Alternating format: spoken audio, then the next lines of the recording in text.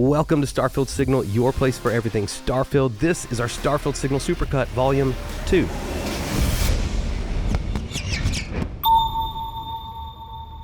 We got lots of great feedback on our first Supercut video, and that's actually one of our most popular videos. That tells me that regular viewers and newer viewers alike like this kind of format, so I'm happy to do it again. For newer viewers, this is a great way to connect with our channel for the first time with less ads, which is always a good thing, right? And for regular viewers, this is a good way to catch up on content you maybe missed, or just revisit some things to refresh your memory as we get closer and closer to the big June 11th showcase. So this content is going to start with the breakdown of the launch date reveal trailer that was published in early March, and it's also going to contain some of the theory and Lore-Spec videos we made along with some other breakdowns. I didn't include the community feature interviews just because those are longer videos and they have such a different structure and pacing, they really didn't fit in with everything else. But if you want to check those out, I will include the community feature playlist on the end screens of this video. I'm going to include links to our Discord and June 11th live stream that's already up and live. You can go ahead and hit your notifications to join that right now. I'll include the links to those in the description and in the pinned comment because I know some people that's just easier for them to find. We'll be doing some prize giveaways at our Discord after party following that June 11th event, and I'm really excited for all of you to join us, so please, we would love to have you. Without further ado, I now give you the Starfield Signal Supercut Volume 2. I am still on a high from the official Starfield launch announcement we got on March 8th. It feels really good to finally have some actual information from Bethesda. And though it was a really quick 2-minute announcement video, it still offers a lot of little details to enjoy. If you haven't already seen my initial reactions video, you can click or tap the card at the top of the screen right now.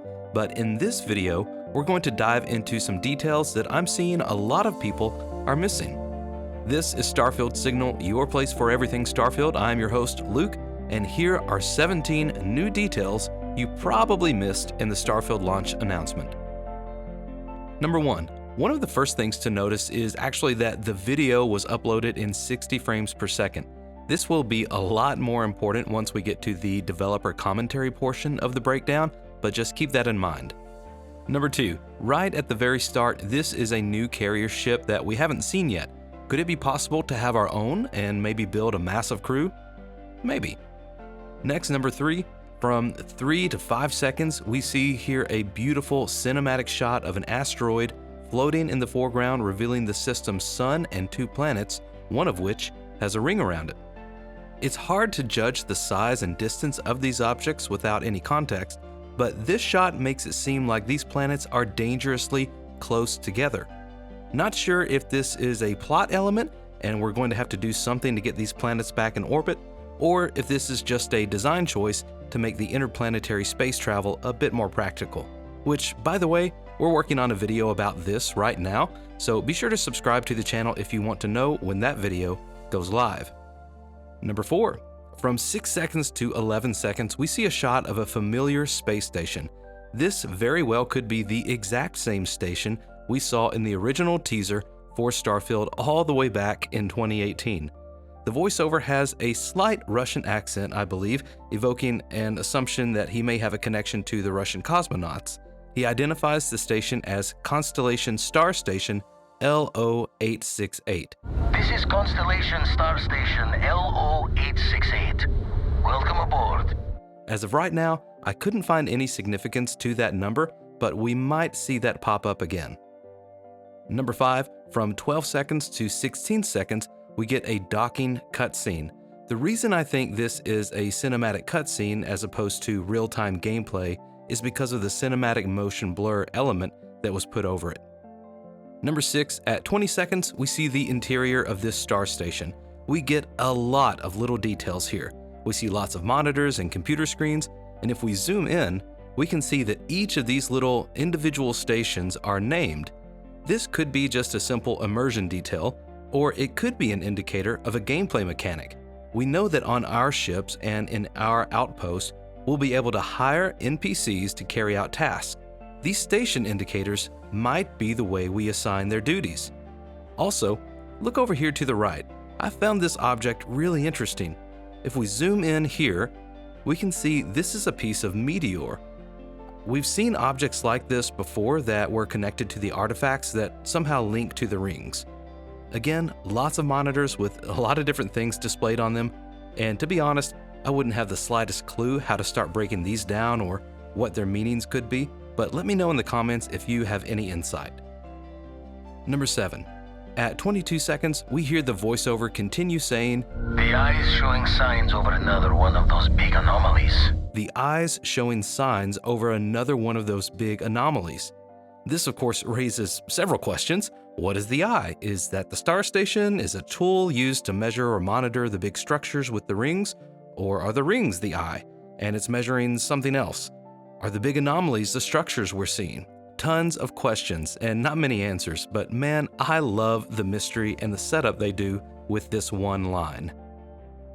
Number 8, at 25 seconds, the voiceover says, Maybe you catch a smile and uncover the source of it all.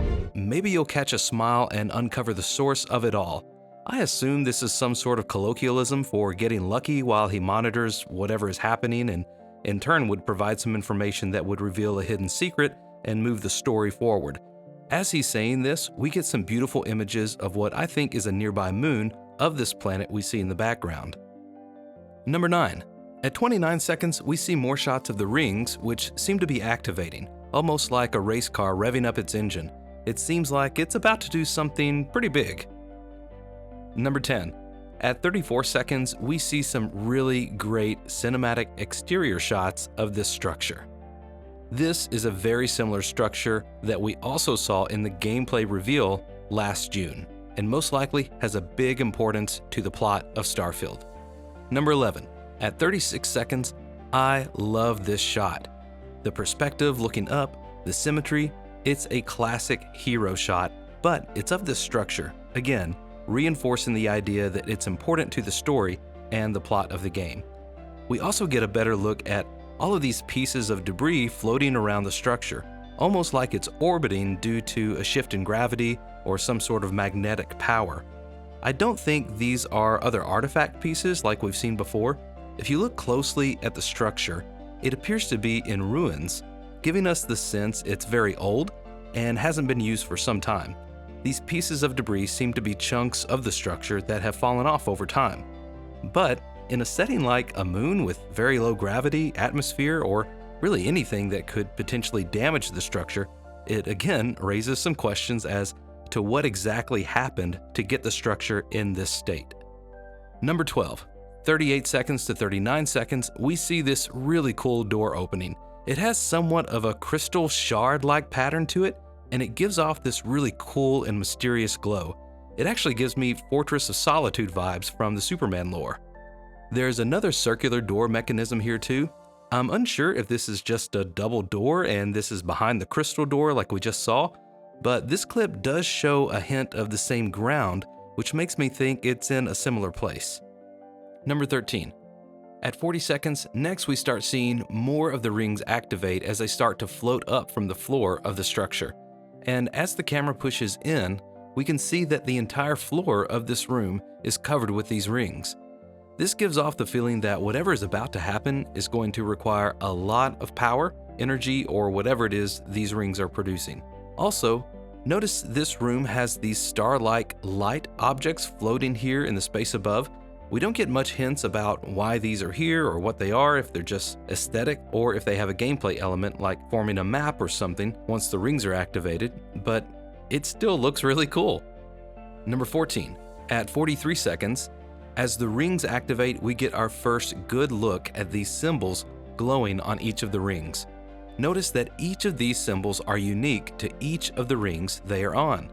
This makes me think these symbols could be indicating a part of a map or even coordinates to put into this device. This definitely gives off some strong Stargate vibes. Heck, I would love it if they even got the rights and called these things Stargates. That would be really cool. I also noticed that even though there seem to be several more rings on the floor, only a few in the very center are activating. This may just be the way it's designed, or maybe it's tied into a gameplay mechanic. Possibly as you find more of the artifacts, you'll be able to activate more of the rings. Number 15. At 47 seconds, again, this device continues to rev up, then we get this amazing shot with our character floating up to the center of the rings. And notice he's not in the middle of the rings, but just outside of them.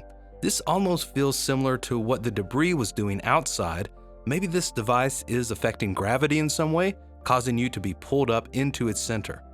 Number 16. At 48 seconds, finally, as the rings align and engage, the music swells and we're left with another mystery as light and energy are first pulled into the rings and then burst out from the rings, and we get this amazing cinematic shot that evokes the design of an eye, taking us back to what the voiceover mentioned earlier. Also, just a glimpse of what seems to be a warp through the galaxy. In this animation, we see what looks to be like light refractions, like if you were looking through a camera lens. Then, these blue lines pop up, again evoking a sense of some sort of map or navigation tool. I've seen lots of people say they think the device is creating a black hole that allows you to warp in space. I could see this argument having some weight with the way we've seen the device affect gravity and light. It would be really cool if this was not only just a story element, but one of the fast travel mechanics in the game. And finally, number 17, at 56 seconds, of course, at the end of this beautiful cinematic, Bethesda gives us the new third and hopefully final release date for Starfield, September 6th, 2023. A few notes about this release date. First, and the most obvious, this is outside the revised release window of the first half of 2023, but only by a couple of months. It's honestly not a big deal, and if it helps the game release in a better state, and if it helps the game make better sales, then hey, I'm all for it. Second, Bethesda is known for being creative and, at times, a bit cheeky with their release dates. The infamous Skyrim release date was 11/11/11, and of course, Starfield's original release date was 11/11/22. So lots of people were a little thrown off that this date seems to be just a random date, and it's on a Wednesday during the week, which is also unusual as games typically release on a Tuesday. The only reason I could surmise is because September 6th is the day the Victoria completed its circumnavigation of the globe back in 1522, being the first ship to ever accomplish this feat. Perhaps this is Starfield giving a nod to the importance of exploration in their game, connecting the brave explorers of the past to those who will continue pushing humanity's story further into the cosmos. We'll break down the developer commentary portion of this announcement in a future video, so be sure to subscribe to be notified when that goes live. Let me know in the comments which of these details you find most interesting. This is Starfield Signal. Thank you for watching. For now, may you find wonder as you journey through the stars.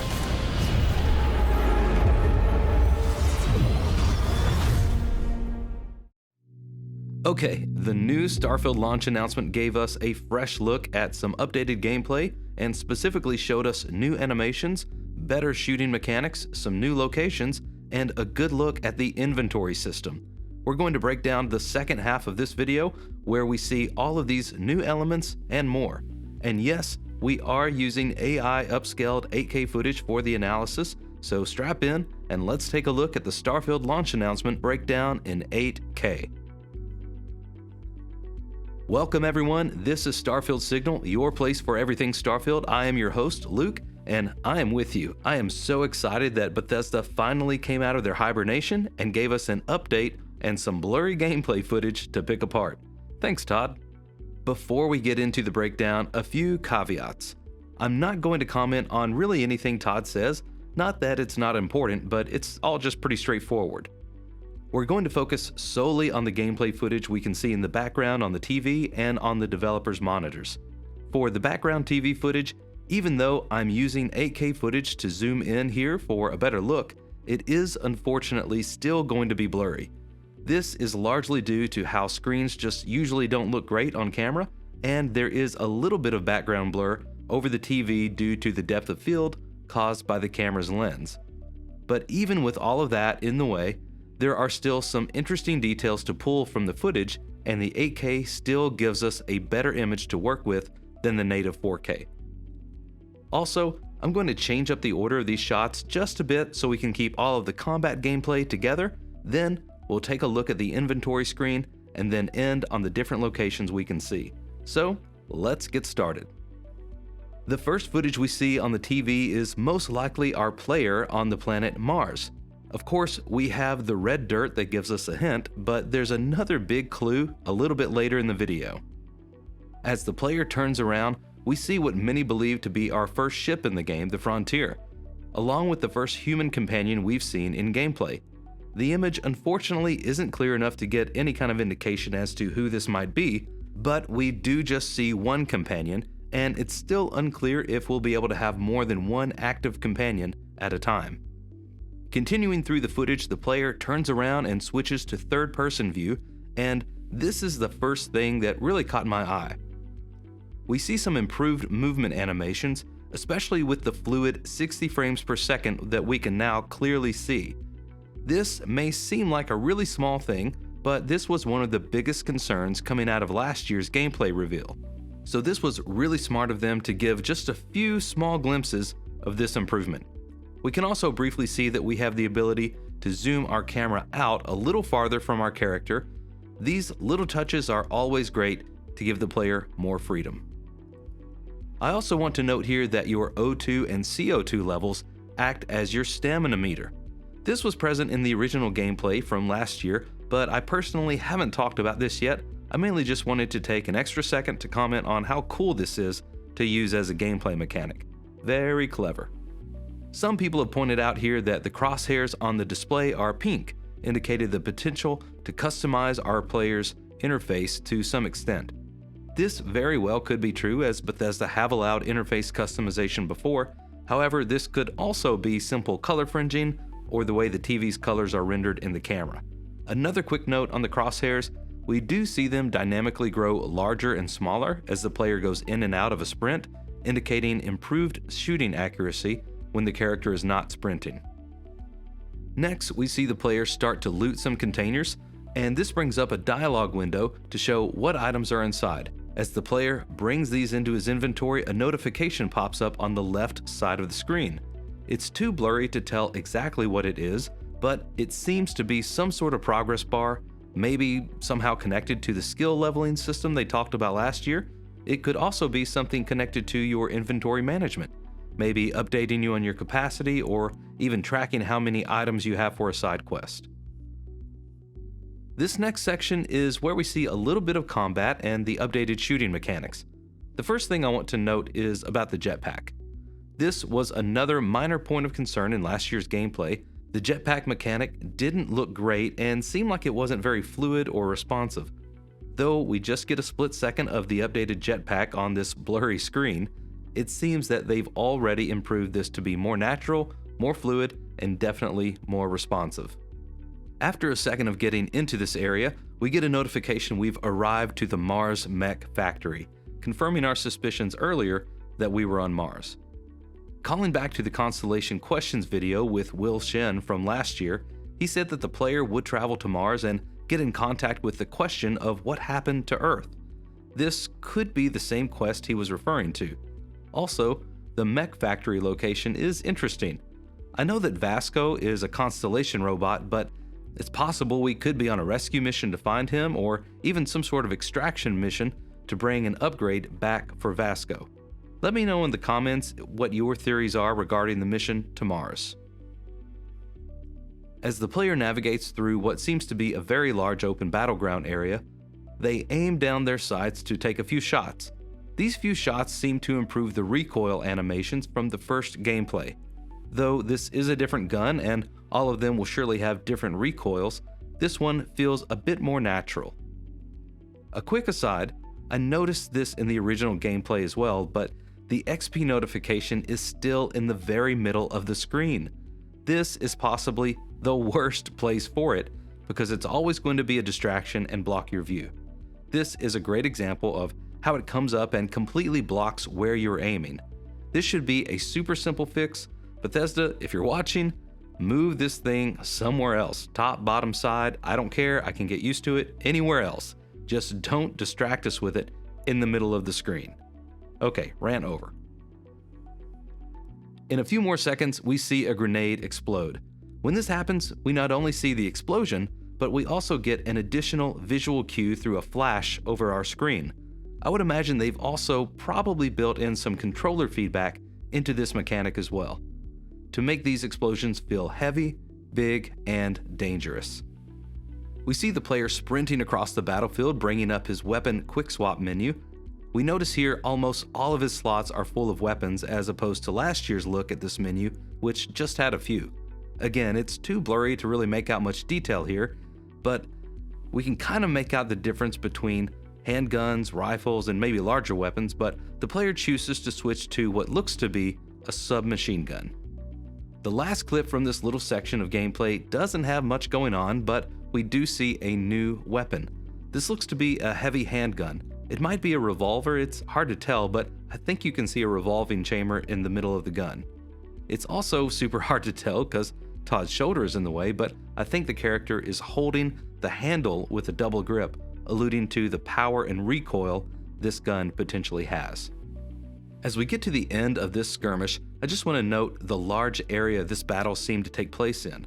I think this is a great use of space now that Bethesda is focusing more on gun combat.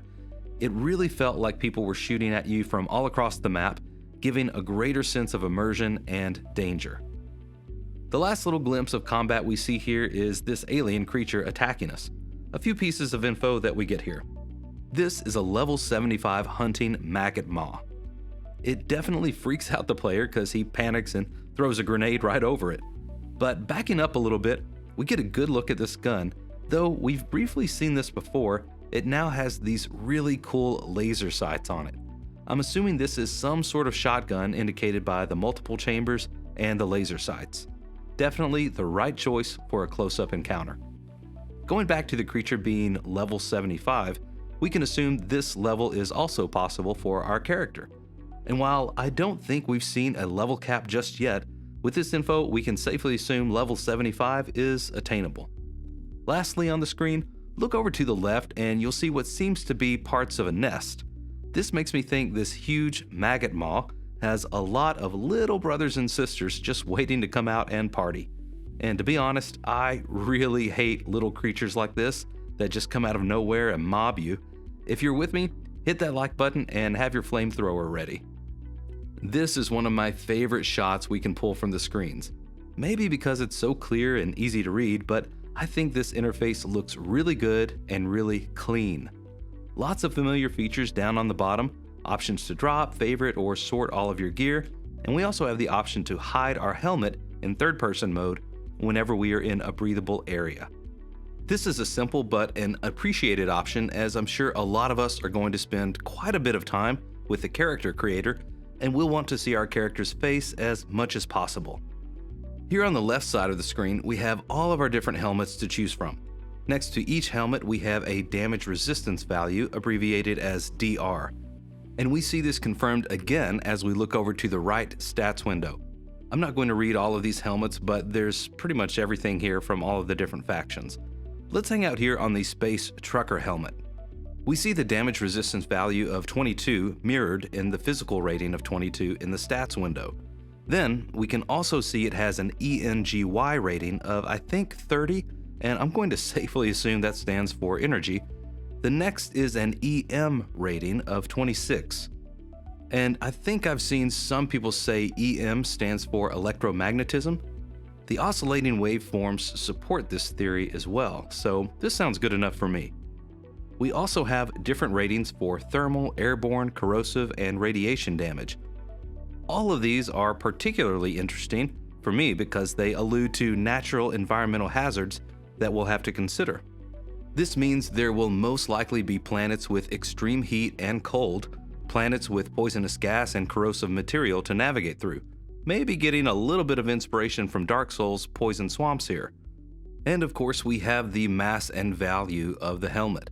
I feel like a lot of other people have noted this, but just so you hear it from me as well, Starfield will use mass instead of weight, because mass is constant no matter what gravity you're affected by at the moment, and weight changes with different gravity values.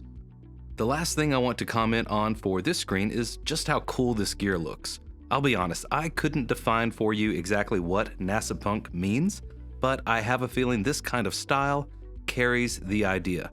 It just kind of seems like this outfit wasn't manufactured as a whole, but it was engineered out of necessity. It's not made to look good, but made for function. With all of these hoses strapped down, looks like there's some tape around it at some point, and then the carabiner strapped to the front, I feel like this guy is just out in the wild, just making it work, strapping together whatever he can find just to survive. And that's really neat. Okay, moving on to the different location shots we see. This first one really took my breath away. First of all, the gear on our character looks really cool. It's not the typical white NASA-inspired spacesuit we've seen so far. And then the beautiful colors of this lush area with the green grass and plants complementing the orange leaves at the top of the trees. Then we have these amazing creatures that again give off this space dinosaur vibe. As they run around, we can tell they have horns on the top of their heads and some sort of hardened shell on the end of their tail. Though I assume by their long necks they're herbivores, feeding on the orange leaves at the top of the trees, they still look like they could do some damage if you picked a fight with one. I want to go back to our character real quick. Beneath his back tank, we see something else on his waist. This looks to be some sort of battery, and it's connected by wires that travel down to the side of his leg to some sort of pouch. I don't think this is a holster for a weapon, but all of these dots lining the character's lower suit make me think that the battery could be providing power to the suit for some sort of special feature or ability. This could be faster sprinting, or even improved jump strength to reach higher places without a jetpack. I'm not quite sure, but it looked interesting enough to point it out. Let me know in the comments if you have any theories on what this might be. For the second location, we see another beautiful location where everything is color coordinated with our spacesuit. The white and gold of our spacesuit matches almost perfectly with the wind turbines, and the white and orangish red flora complement these quite nicely. Here we also get another look at the revolver pistol. We see it in the character's hands as he approaches the wind turbines, and we can also see the revolver icon in the bottom right corner of the screen. Finally, we get a really neat look at this area with rock formations and even a natural bridge that goes across this ravine. I love the verticality this alludes to, giving the player options for how to traverse through different parts of the map. Maybe you'll be approaching an enemy outpost and you can sneak up close to the ground, or you can go around the top of the cliffs to find a better position to snipe from. This shot definitely piques my imagination. Out of all of these shots we've covered, let me know which one you found most interesting. Do these confirm or debunk any of your existing theories? We have a lot more Starfield content planned. If you don't want to miss it, be sure to subscribe to the channel, hit that like button if you had a good time, and thank you for watching. For now, may you find wonder as you journey through the stars.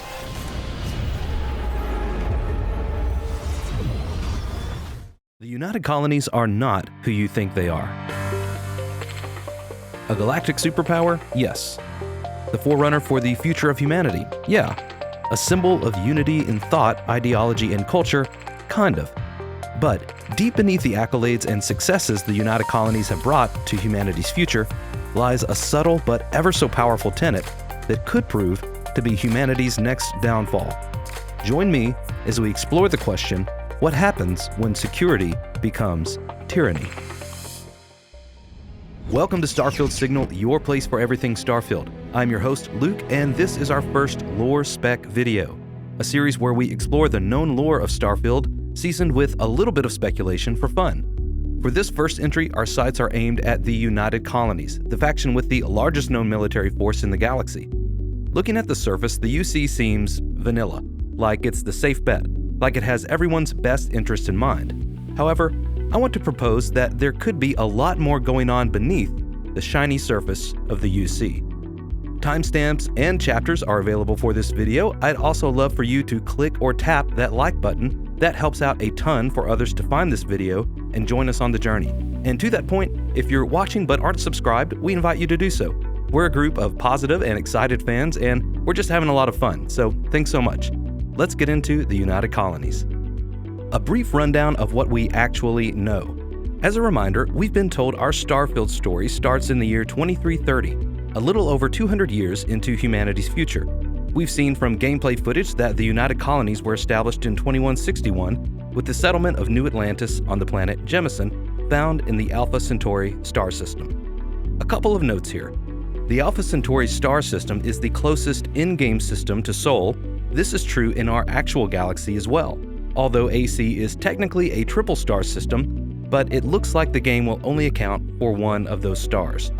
Also, Jemison is the most habitable planet within the Alpha Centauri system. With a temperate climate, oxygen in its atmosphere, and abundant levels of flora and fauna, Jemison would give the first galactic settlers the best chance of successfully establishing the first sustainable colony outside of our own star system. As a bonus, the planet Gagarin also seems to host a habitable environment within the AC star system.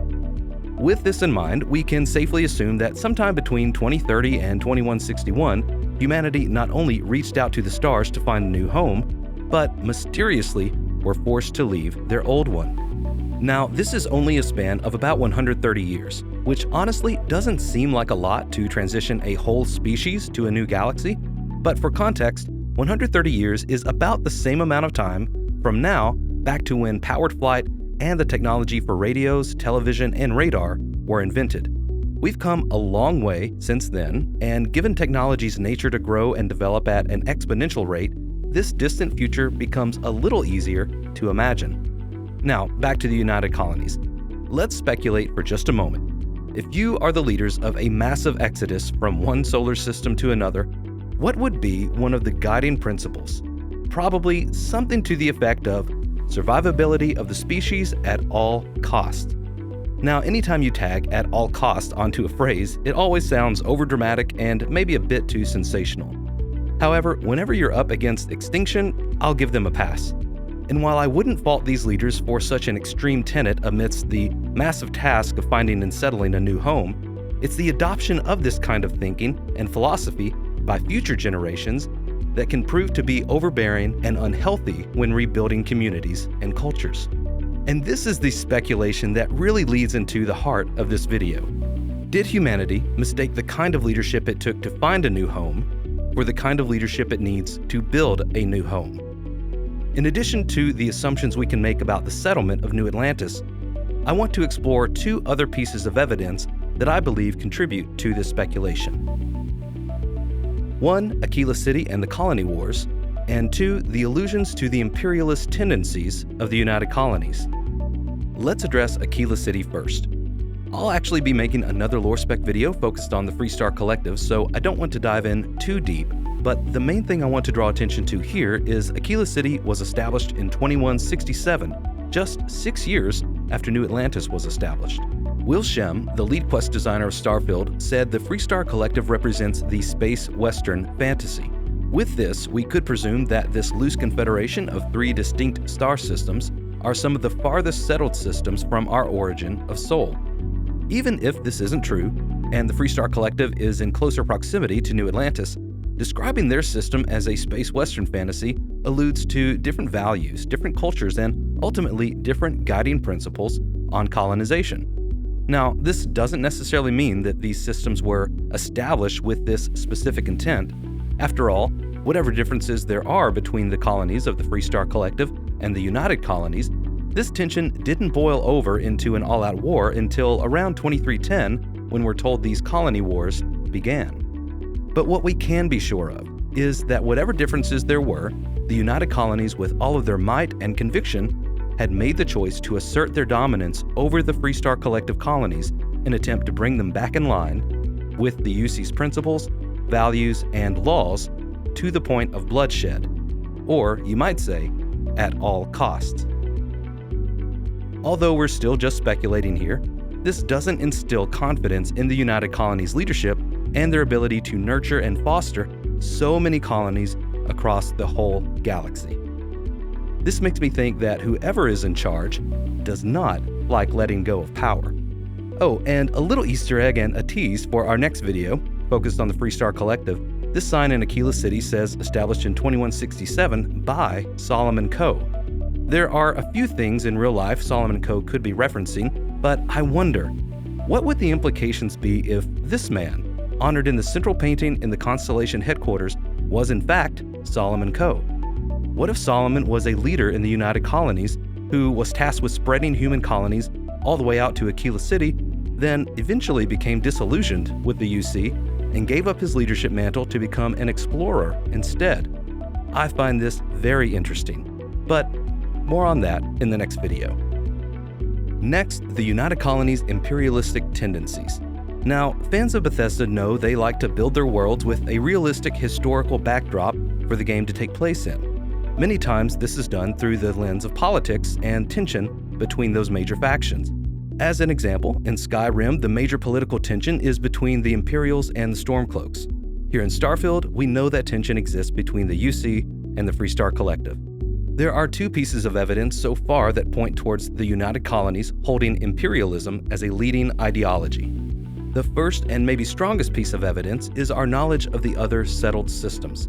As we already observed, Aquila City was established quickly after New Atlantis in an entirely new system. We also know that Neon is located in the Vol 2 system, made evident by these signs we see in Neon's gameplay section. Using the Starfield Navigator application, we can see that the Vol 2 system is 25 light-years from Alpha Centauri.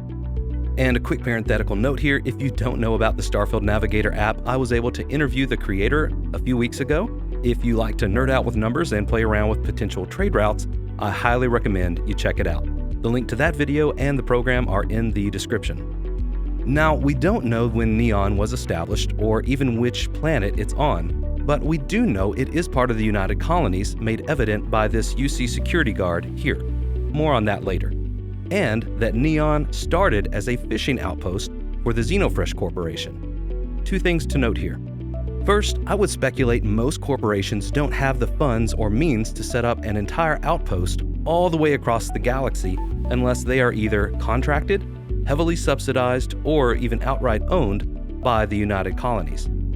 Why would the UC need to set up a fishing outpost 25 light-years away from their capital city, where most of the imports will be received? Looking at the planet Jemison, there seems to be plenty of water. The star map section tells us there are abundant levels of flora and fauna, and even that we have a biological water source. Now, this could mean that our water supply is filled with biological contaminants like bacteria, but I don't think the original settlers would have chosen Jemison if they didn't already have a way of filtering and cleaning the water for consumption and use. So the fact that the UC would set up the Xenofresh Corp 25 light-years away makes me suspicious, and I can't help but wonder if they are just scouring the galaxy for any and all resources and plundering them to their heart's content with no consideration for the long-term repercussions of their actions. The second piece of evidence that points towards imperialism is the pervasive amounts of security there seems to be throughout the settled systems. As we noted earlier, we see this guard patrolling Neon's back alleys. We also see several other armed guards in New Atlantis. I count 5 guards here in this scene, and then 4 more right here. Now, keep in mind, this is speculation, but this just gives off a kind of military state vibe, like the UC is ready to squash any and all kinds of dissent with an iron fist. I mean, let's go back to this scene and look over here on the left part of the frame. The UC security officer has this child cornered along with some other disapproving authority figure. This definitely seems heavy-handed here. With these things in mind, I want to know what you think. Is the United Colonies a dangerous force in the galaxy that have served their purpose and need to finally fade off into the proverbial sunset? Or do you feel like they really are trying to stabilize and secure humanity's future in the galaxy using the necessary means to get the job done at all costs? Let me know in the comments, and be sure to like this video and subscribe to the channel. For now, may you find wonder as you journey through the stars. The FreeStar Collective. Simple rebels pulling away from authority like a child wanting independence. Or revolutionaries, standing up for the future of countless generations at the expense of their own comforts and securities. Much of their story is unknown, but there are several breadcrumbs that lead us into very interesting observations about Starfield's FreeStar Collective. Why did the FreeStar Collective forsake the ambition of expansion for the preservation of the human spirit? And maybe a better question, were the unintended consequences worth it? Welcome everyone to Starfield Signal, your place for everything Starfield. I am your host, Luke, and this is our second entry into our Lore-Spec series, where we explore the known lore of Starfield and add a bit of speculation for flavor. This video featuring the FreeStar Collective is connected to the United Colonies video, so I invite you to watch that one first if you haven't already done so.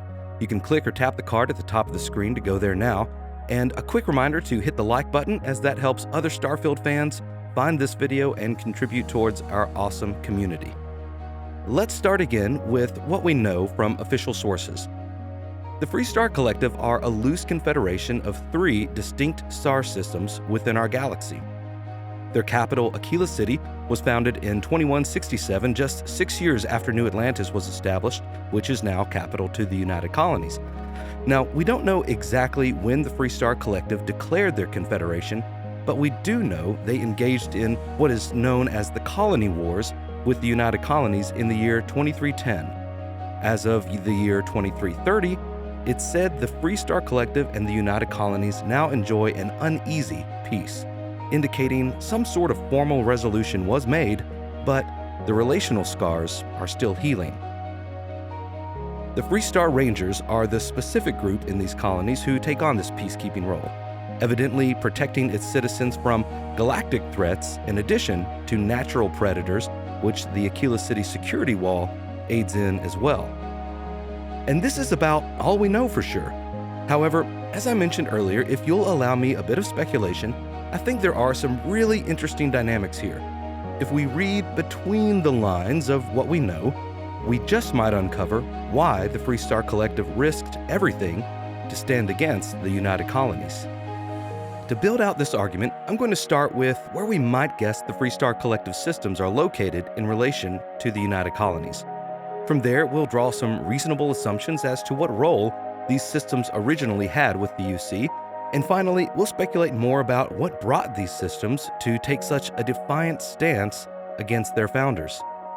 And this is really the heart of what I want to get to, but I do have an extra layer I want to explore that looks into what might have been an unintended consequence of the rebellion, which will lead us into our next video, so be sure to stick around till the end for that.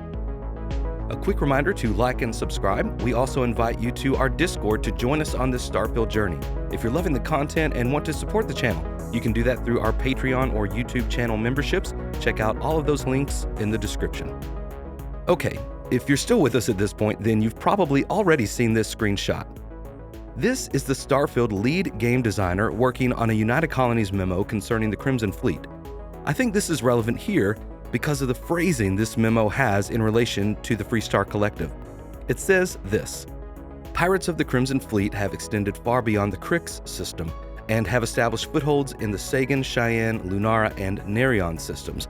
Both System Defense and the Vanguard are committed to ridding United Colonies space of these parasites. This is clearly no longer just a FreeStar Collective problem." I feel like this gives us some hints as to where the FreeStar Collective systems might be.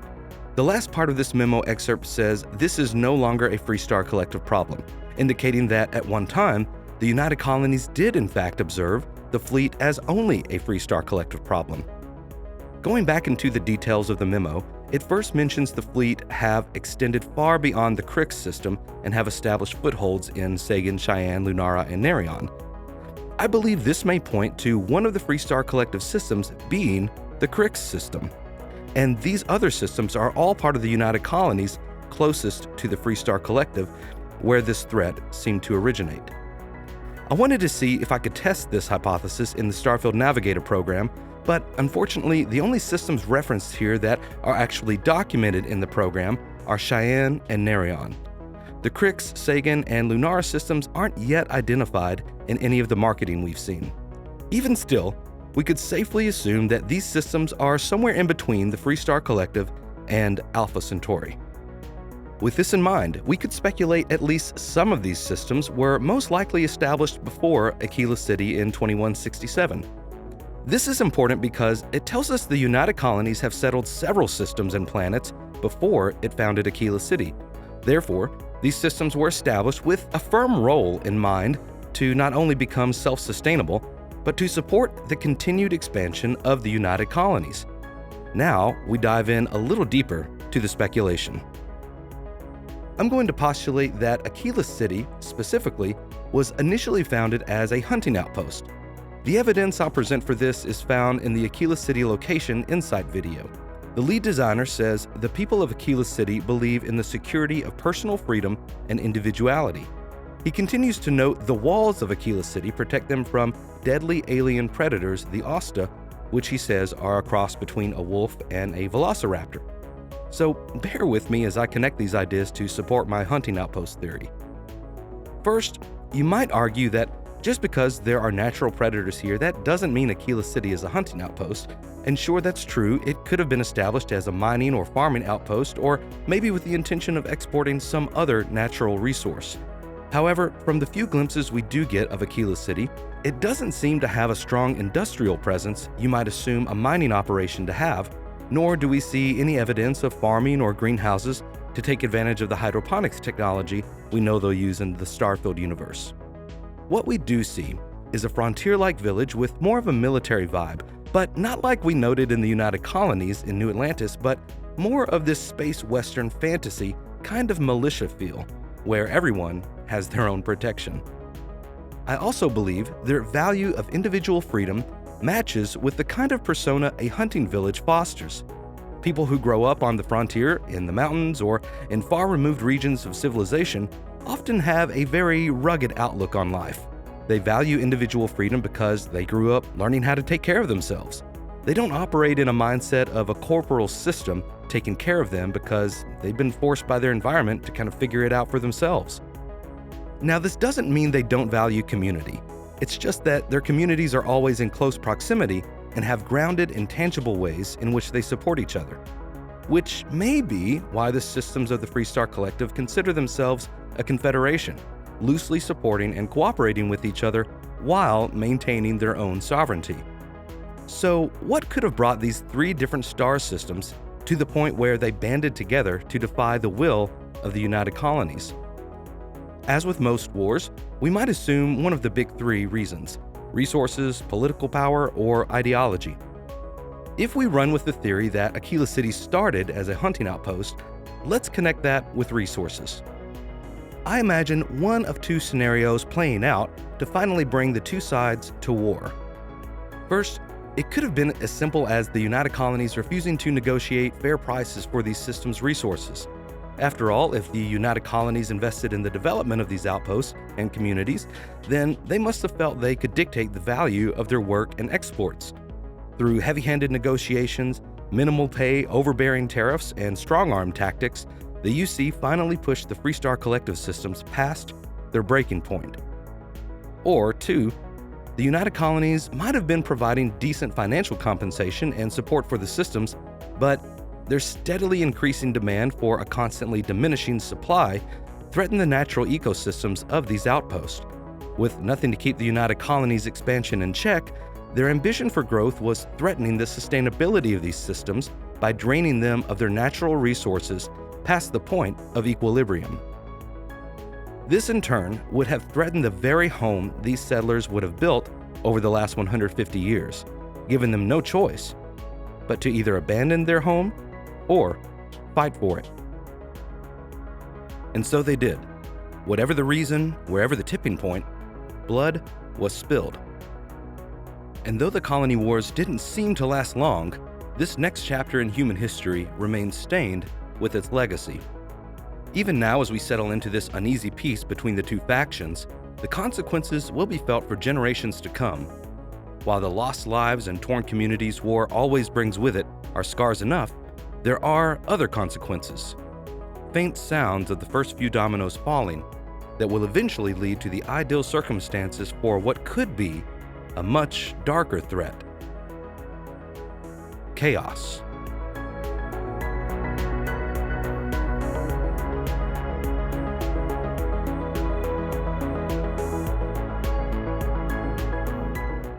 Bethesda have nailed the character creation system in Starfield. From what we've seen of the game and the new character creator, Starfield seems to strike a sophisticated balance between old-school hardcore RPG mechanics with modern and accessible leveling systems. Taking inspiration from the best parts of all of their games, Bethesda developed their new character creator to be welcoming to newcomers to the genre, but also deep enough for lifelong fans. In this video, we're going to revisit Starfield's character creator and explore how they turned complex RPG systems into something remarkably simple. Welcome to Starfield Signal, your place for everything Starfield, including character creation. We're going to go back through the character creation section of the gameplay reveal that came out last year and just go through and make some notes, take some observations, and I'm actually going to draw on the screen a little bit with this handy new tool that I have. So I'm excited to start making some notes. So it's going to be fun. First off, we see right here in the character creation, this is probably very much what we're going to see when we actually get the game. We have 5 different sections up here at the top: biometric ID, body, face, background, and traits, all of which have their own unique set of customization options for us. Starting out here with the biometric ID, this looks to be just a place where we kind of get our starting point aesthetically or cosmetically. And so we're starting with personnel records. These are going to be essentially our presets for what our character looks like.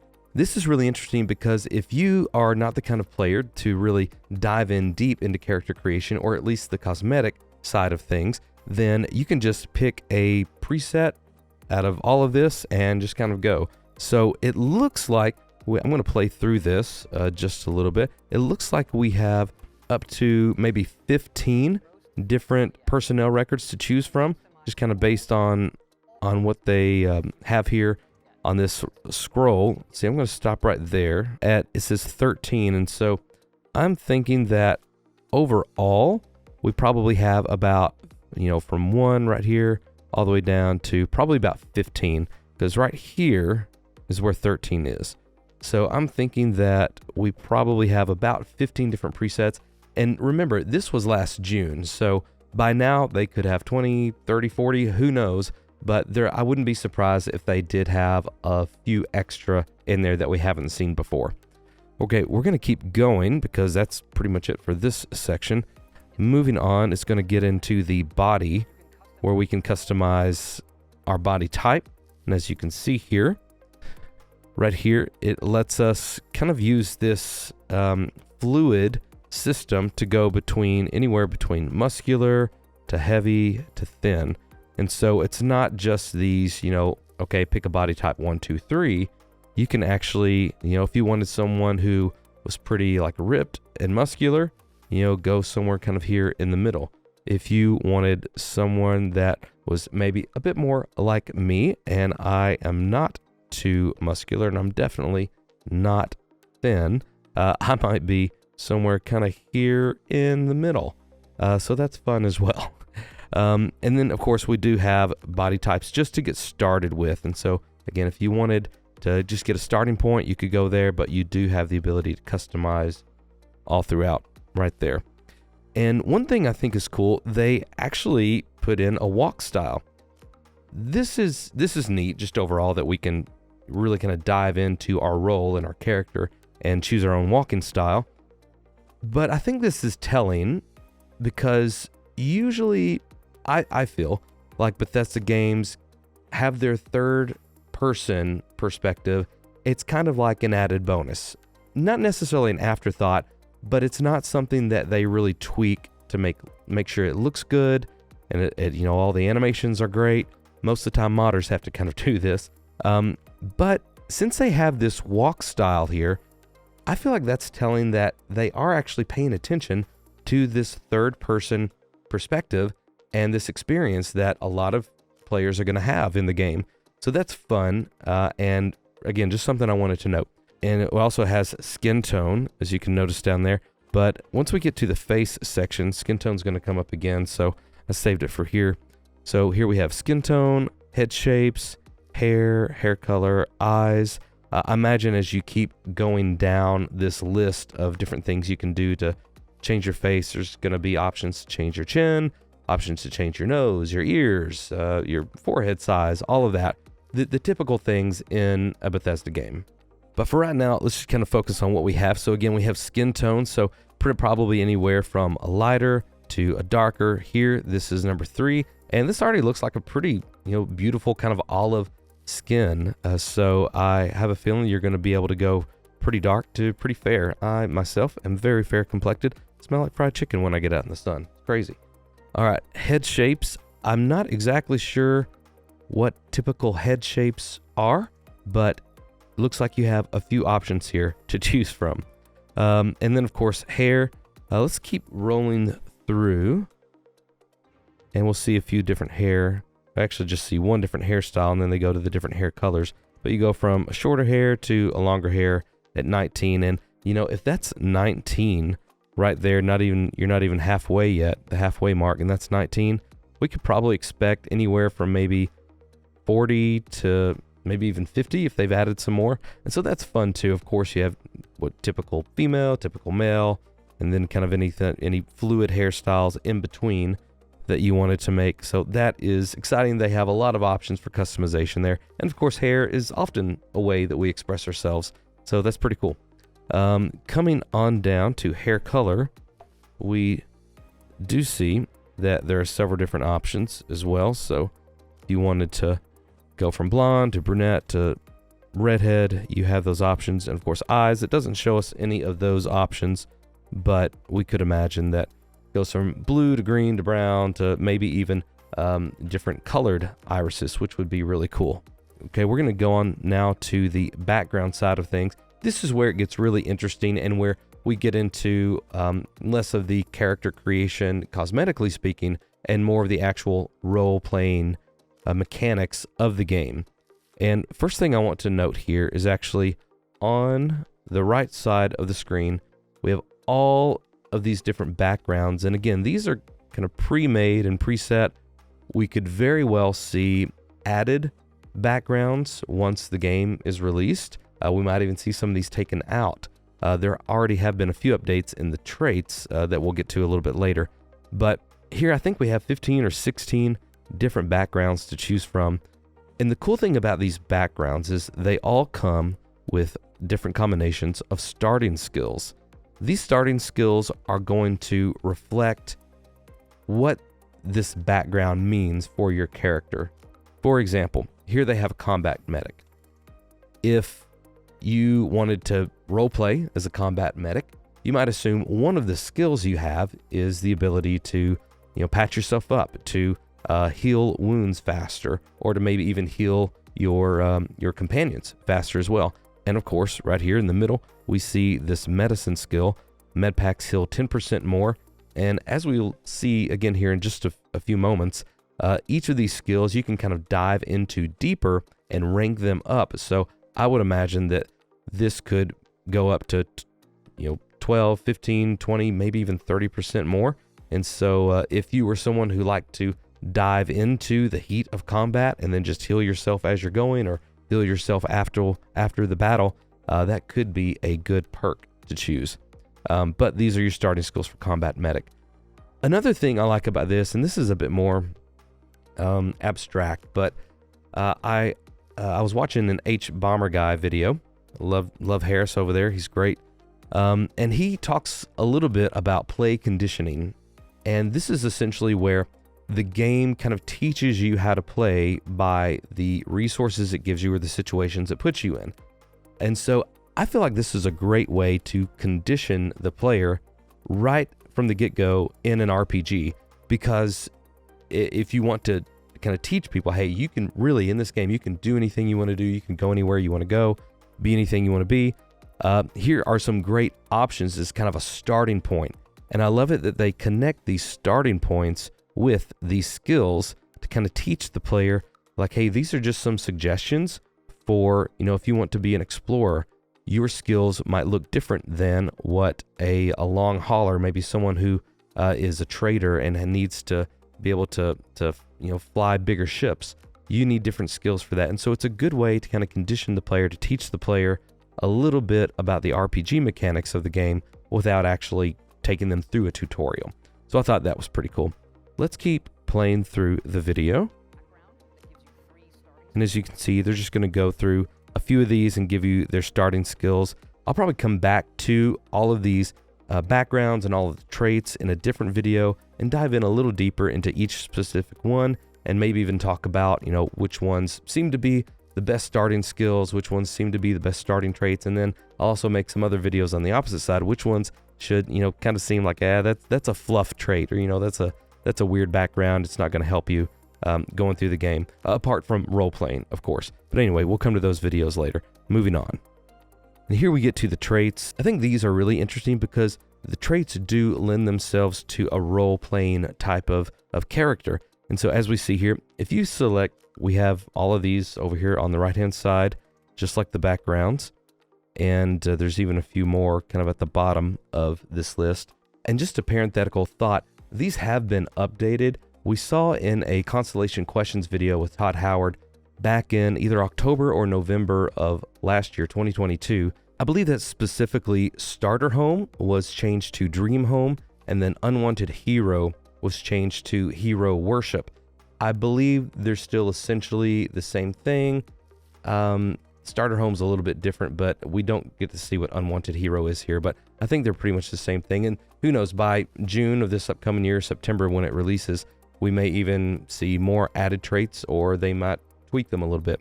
So just something to note. But as we go through here, you'll notice as soon as they select Introvert, that automatically, so Introvert was selected here, that automatically X'd out Extrovert. So some of these are exclusive, and that would make sense, right? If you're an introvert, typically you're not going to have extrovert characteristics as well. Of course, you know, we're all different people, and several people have both characteristics of those things, but for the game, they're going to exclude that from your options now. And the same thing happens with Raised Enlightened and Raised Universal. If we go down to, kind of scroll through, so here, that trait gives you access to a discount at their store. But as we go down to Race Universal, it says, okay, if you choose this one, you lose access to the Enlightened store. So again, those are going to be exclusive. You won't be able to do both of those. But these are really interesting. And I think there's some here that are really cool, like the Starter Home.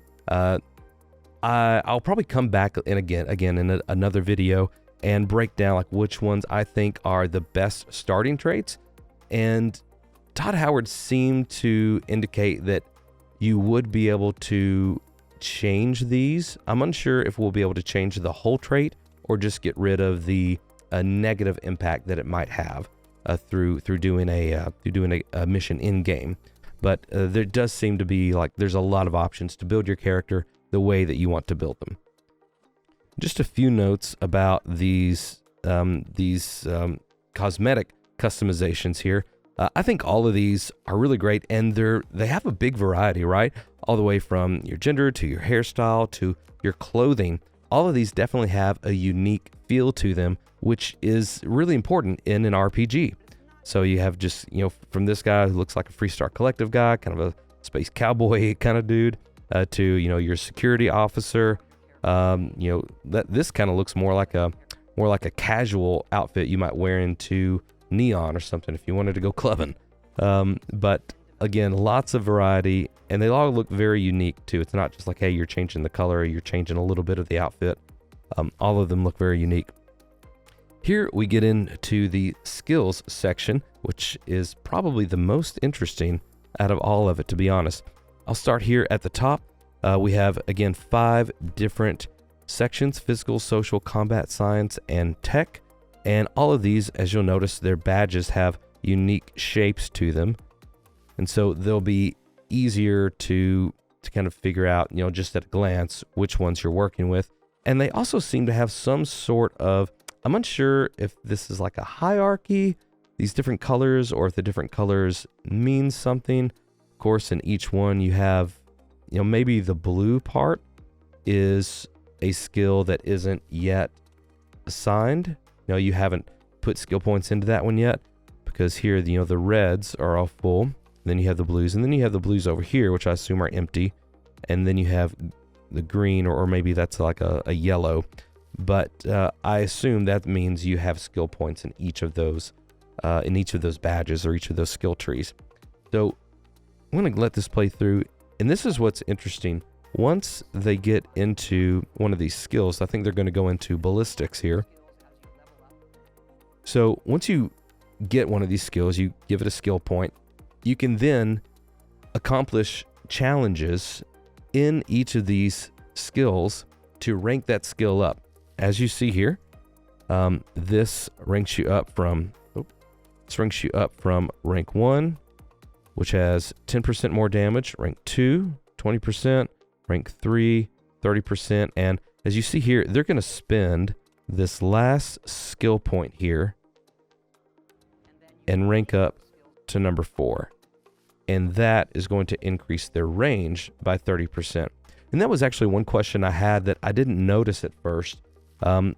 As you're ranking these up, do you spend skill points just to get the skill and then your skill automatically ranks up as you accomplish these challenges? But it does look like you will have to spend skill points to rank each of these levels. But they only had to spend 1 skill point to get to rank 4. So it's not like, okay, as you get deeper into these skills, you have to spend more and more skill points. I like that. I feel like that's going to help you not be so invested into one specific skill or one specific play type that you couldn't easily start kind of building another part of your role or of your character. And then I want to go back for just a moment to look at these challenges.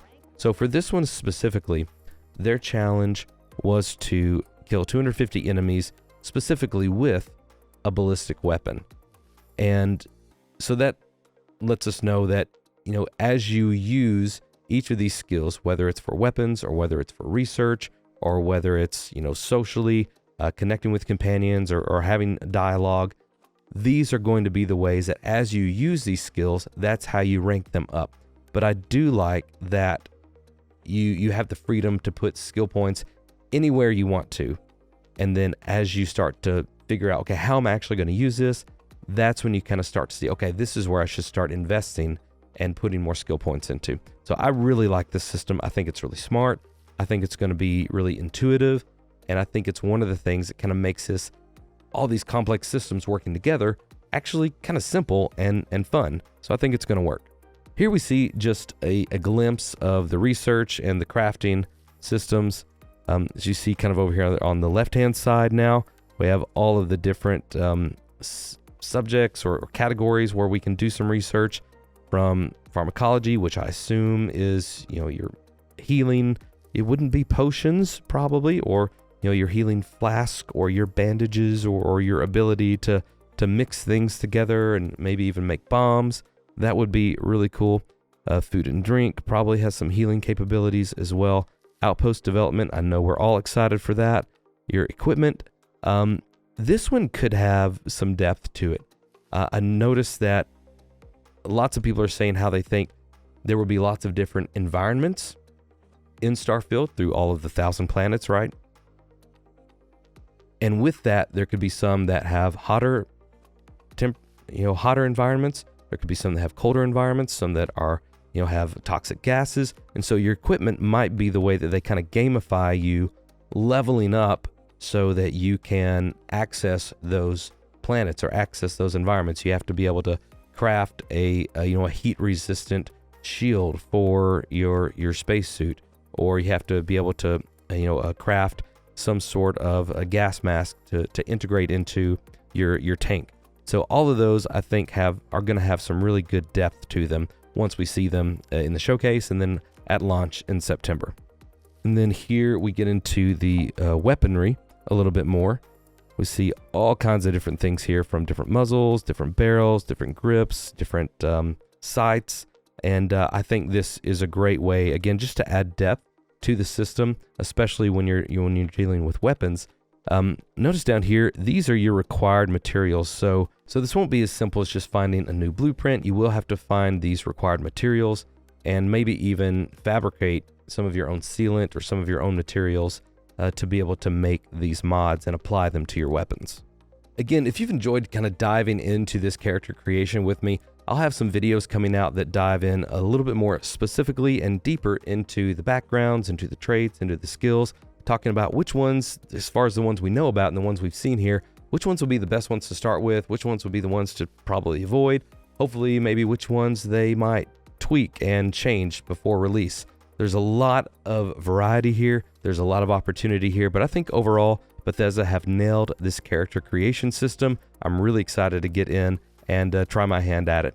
Thanks so much for watching the video. This is Starfield Signal, your place for everything Starfield. I would love for you to subscribe and like the video. Thanks for watching this far. For now, may you find wonder as you journey through the stars.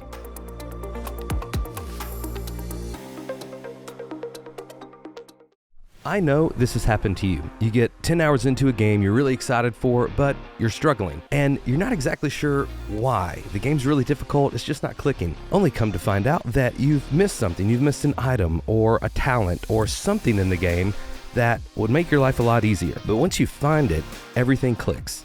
I think there's something like this in Starfield, and you don't want to miss it. Welcome to Starfield Signal, your place for everything Starfield. And yes, I know the game is still 5 months away, but we do have 16 backgrounds and 19 different skills to keep us busy and entertained while we wait. So we might as well look at those. And these could help us avoid making the wrong decisions that might kill our first playthrough. So let's dive into the Starfield backgrounds and see if we can figure out which ones are the best starting skills. And at the end of the video, I'm going to give you the one skill that I think is great for any class, any playthrough, and you don't want to miss that. So stay tuned till the end of the video. So like I said, we have 16 different backgrounds to look at, but even more than that, if we look kind of down here at the bottom, you notice this scroll wheel here, and that tells me there's probably a few more backgrounds that we can't see on this menu. And given the length of it, you know, this isn't really important, but I would say there's maybe about 3 to 4 more that we haven't seen yet. But for now, let's look at the ones that we do see. So let's break down the chef background first. It says, while the unrefined masses scarf down chunks by the shipload, you catered to those with a more discerning palate. So maybe you're a bit uppity, who knows? In your kitchen, countless alien species became true culinary masterpieces. So kind of an interesting one, and I think even Todd Howard mentioned in an interview that this was his favorite background, but he might have been trolling us a little bit, I'm not sure. But this does have some interesting starting skills. Each of these backgrounds have 3 starting skills. We have gastronomy, dueling, and wellness here. Let's look at all of these. Gastronomy, this may be, you're thinking like, oh, that's kind of a throwaway skill, but it might be actually a good one to consider. I'm going to give you my reasons why.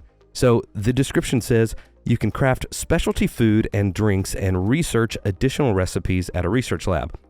This could be as simple as, you know, crafting food and drink items for you to drink on your adventures and on your journeys, and these will simply recover health or recover stamina, or, you know, give you, hey, this recovers health over time or stamina over time, or any of your other stats that you have. Maybe it helps you your oxygen supply decrease less rapidly. We don't know. But that's kind of the basic of what food and drink items usually do in Bethesda games. Think of your cheese wheels and your sweet rolls and, you know, fun things like that. Or gastronomy could be something more of like a crew or companion mechanic. And hear me out on this. So I've made some videos before, kind of stretching about, you know, some of the crew mechanics and the economy and what you can do to hire your crew at your outpost and your ship. This could be connected with that. I'm going to stay with this theory. Think about if you crafted food for your companions or your crew in your outpost, and maybe having this better quality food gave that outpost a buff. Maybe instead of producing, you know, whatever, you know, 30 tons of iron, you know, every day or every week or whatever the time frame is, maybe it buffs them to where their production increases, and now they can produce 20% more or 30% more. That could be an interesting game mechanic based in the gastronomy skill. We'll see, but that's my theory. So continue moving forward. We also have dueling, pretty straightforward. Melee weapons do 10% more damage. I don't believe that we've actually seen melee weapons used in any of the promotional material that Bethesda has put out yet. Correct me if I'm wrong in the comments, and if I am, let me know like a timestamp and which video to watch, because I did a quick overview of all of them and I didn't see it, but I didn't look really closely, but let me know if I'm wrong there. Then lastly here under Chef, we have Wellness, and this says you immediately gain 30 points. This could be as simple as this gives you 30 extra points of HP in your total HP, but there's a couple things I want to note here. Again, my theories. This little plus here, it's like a little icon, and this word immediately gain this phrase, immediately gain. I feel like if this was as simple as you get 30 extra health points on your total health, that it would be phrased differently. This phrase, immediately gain 30 points of extra health, I feel like this is actually an active skill, like an active buff that you could activate in the middle of combat. And so if you're in the middle of combat, you're in a firefight, maybe you can't find cover, or you have, a bullet spongy enemy that got a few good hits on you, and you need a quick heal. Well, instead of eating or drinking something, you can activate this buff and it immediately gives you 30 points of health. And I think that's neat that some of these skills might be connected to active buffs as opposed to only passive, which we see a lot of them are. So that was my theory. Okay, we're gonna move on to Combat Medic now. That's the next one that we actually get to see. This one has it says, leave it to human beings to fight over something as infinite as outer space. That's where you come in. You've never been afraid to take on the enemy, but you'd much rather take care of your friends. Nice little description there. It has pistol certifications. Pistols do 10% more damage. I know we have seen pistols used in the promotional material. And a quick note here, this is probably referring to all types of pistols. So, of course, we have ballistic weapons and laser weapons, and maybe even some other kinds of weapons. But this pistols is kind of, the type within that subtype, or the subtype within that group. And so whatever you're doing, whether you're using bullets or lasers or something else, as long as it's a pistol, this one will cover that 10% damage. And then we also have medicine. Med packs heal for 10% more. Always good. This is weightlifting. Increase total carrying capacity by 10 kilograms. Us poor people over here in the States, we don't have a clue what 10 kilograms is. We only know pounds. And so we may struggle there. But for everyone else in the world, you know exactly what that means. But, this makes sense. And I like that I kind of referred to this in my other video, but this makes sense for a combat medic, right? So if you're going into these backgrounds and you're wanting to role play and actually kind of lean into your character, not only, the skills that you have, but the backgrounds and the stories that you kind of dream up for these characters, this makes sense for them. Okay, and we're going to keep going to look at Cyber Runner. This one is really interesting. The description says, from Neon to New Atlantis, the megacorps stand as monuments to power, prestige, and profit. You've worked both for and against them on the inside and out, often sacrificing conscience for credits. Now, same here, pistols, nothing new there, but we do have a new tech skill. And we're going to talk more about these shapes and the colors and the skill trees later, so we'll come back to that. For security, it says that you can attempt to hack advanced locks and 2 auto attempts will be banked. So simple enough, this means that there are different levels of locks that you can hack into, probably with some mini game. I'm unsure if that mini game we saw in the very first promotional gameplay reveal was like a lock picking mechanic or a hacking mechanic, or if those are one and the same. I'll have to go back and look at that. But it's obvious that there are different levels of security, whether it's lockpicking or hacking, or if those are both. There are different levels to those, probably basic or beginner, and then advanced, and then master, or whatever kind of labels they want to put on there. And so this lets you actually get to try to unlock these advanced locks. And then I thought this next phrase was interesting. The 2 auto attempts can be banked, and so evidently within this skill tree, it's going to give you a certain amount of auto unlock attempts. Well, if you go ahead and do this minigame manually, it says that you can bank up to 2 auto attempts. And so I think that means that if you do it manually, then you don't use your auto attempts. 2 of those auto attempts that you have start to build up, and you can bank at least 2 of them. And so as you grow this skill, or you rank this up, this could be increased to 3, 4, 5, 6, maybe. We'll have to see, but I think that's a really cool mechanic, and it kind of incentivizes you to kind of lean into the mini game, to actually try it out, so that you can bank these auto attempts. So maybe if you're in a rush or you have enemies around and you don't have time to actually do the mini game, then you can use these auto attempts in those tense situations. The next one we see is Persuasion, and this says you can gain an increased chance of success on speech challenges. I think this one is going to be a really interesting one, and also a really important one for probably any playthrough, whether you want to lean into that roleplay or not, just because of how much Bethesda has talked about the dialogue system that they've built in Starfield. It's obvious that they've spent a lot of time on it. They've written more dialogue for this game than any other game in their library, and they've even kind of promoted or said how great they think the persuasion and dialogue system is, and that it feels very natural and that you're not kind of like taken out of the game and into some other mini game, that it feels like just a natural part of the conversation. So for that reason, I think that the persuasion system is going to be really interesting and really helpful. So this may be one to watch out for. And again, we'll come back at the end of the video and talk about which skills would be best for your specific playthrough. And then again, that one skill that I think will be the best one overall for every playthrough. Let's keep moving. The next one is Cyberneticist. The description reads, robots, mere toys, neuroamps, good for parlor tricks. The Colony Wars may have made implants and upgrades available to veterans, but you once saw a greater future, humans and machines as one. This is an interesting description in and of itself for sure, but it's even more interesting because it alludes to the fact that we may have cybernetic implants in the game. I think this would be really cool if we were actually able to have cybernetic implants, and it, could add some buffs or some other skills or some skill sets as far as your weapons in the game. And we haven't seen that confirmed yet, but this skill definitely alludes to that possibility. Again, the 3 starting skills: medicine, medpacks heal you 10% more. We've covered that. Robotics is a new one. Again, this is in the tech tree, and this says you deal 10% more damage to robots and turrets. And lasers, this is the first time we've seen this one as well. And it says that lasers do 10% more damage. So again, this is kind of like the pistol one we saw earlier, or the ballistic skill that we'll see here in just a minute. But a good starting skill set for sure for the Cyberneticist. Lastly, we're going to get over here to Diplomat. The description reads, the wars are over, peace now reigns in the settled systems, but only because there are those quietly fighting to keep it.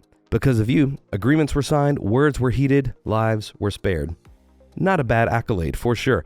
The starting skills for this are all in the social skill tree. They all have the same color and the same shape. That's kind of what tells us that. Well, again, we'll make some more observations about those here in a minute.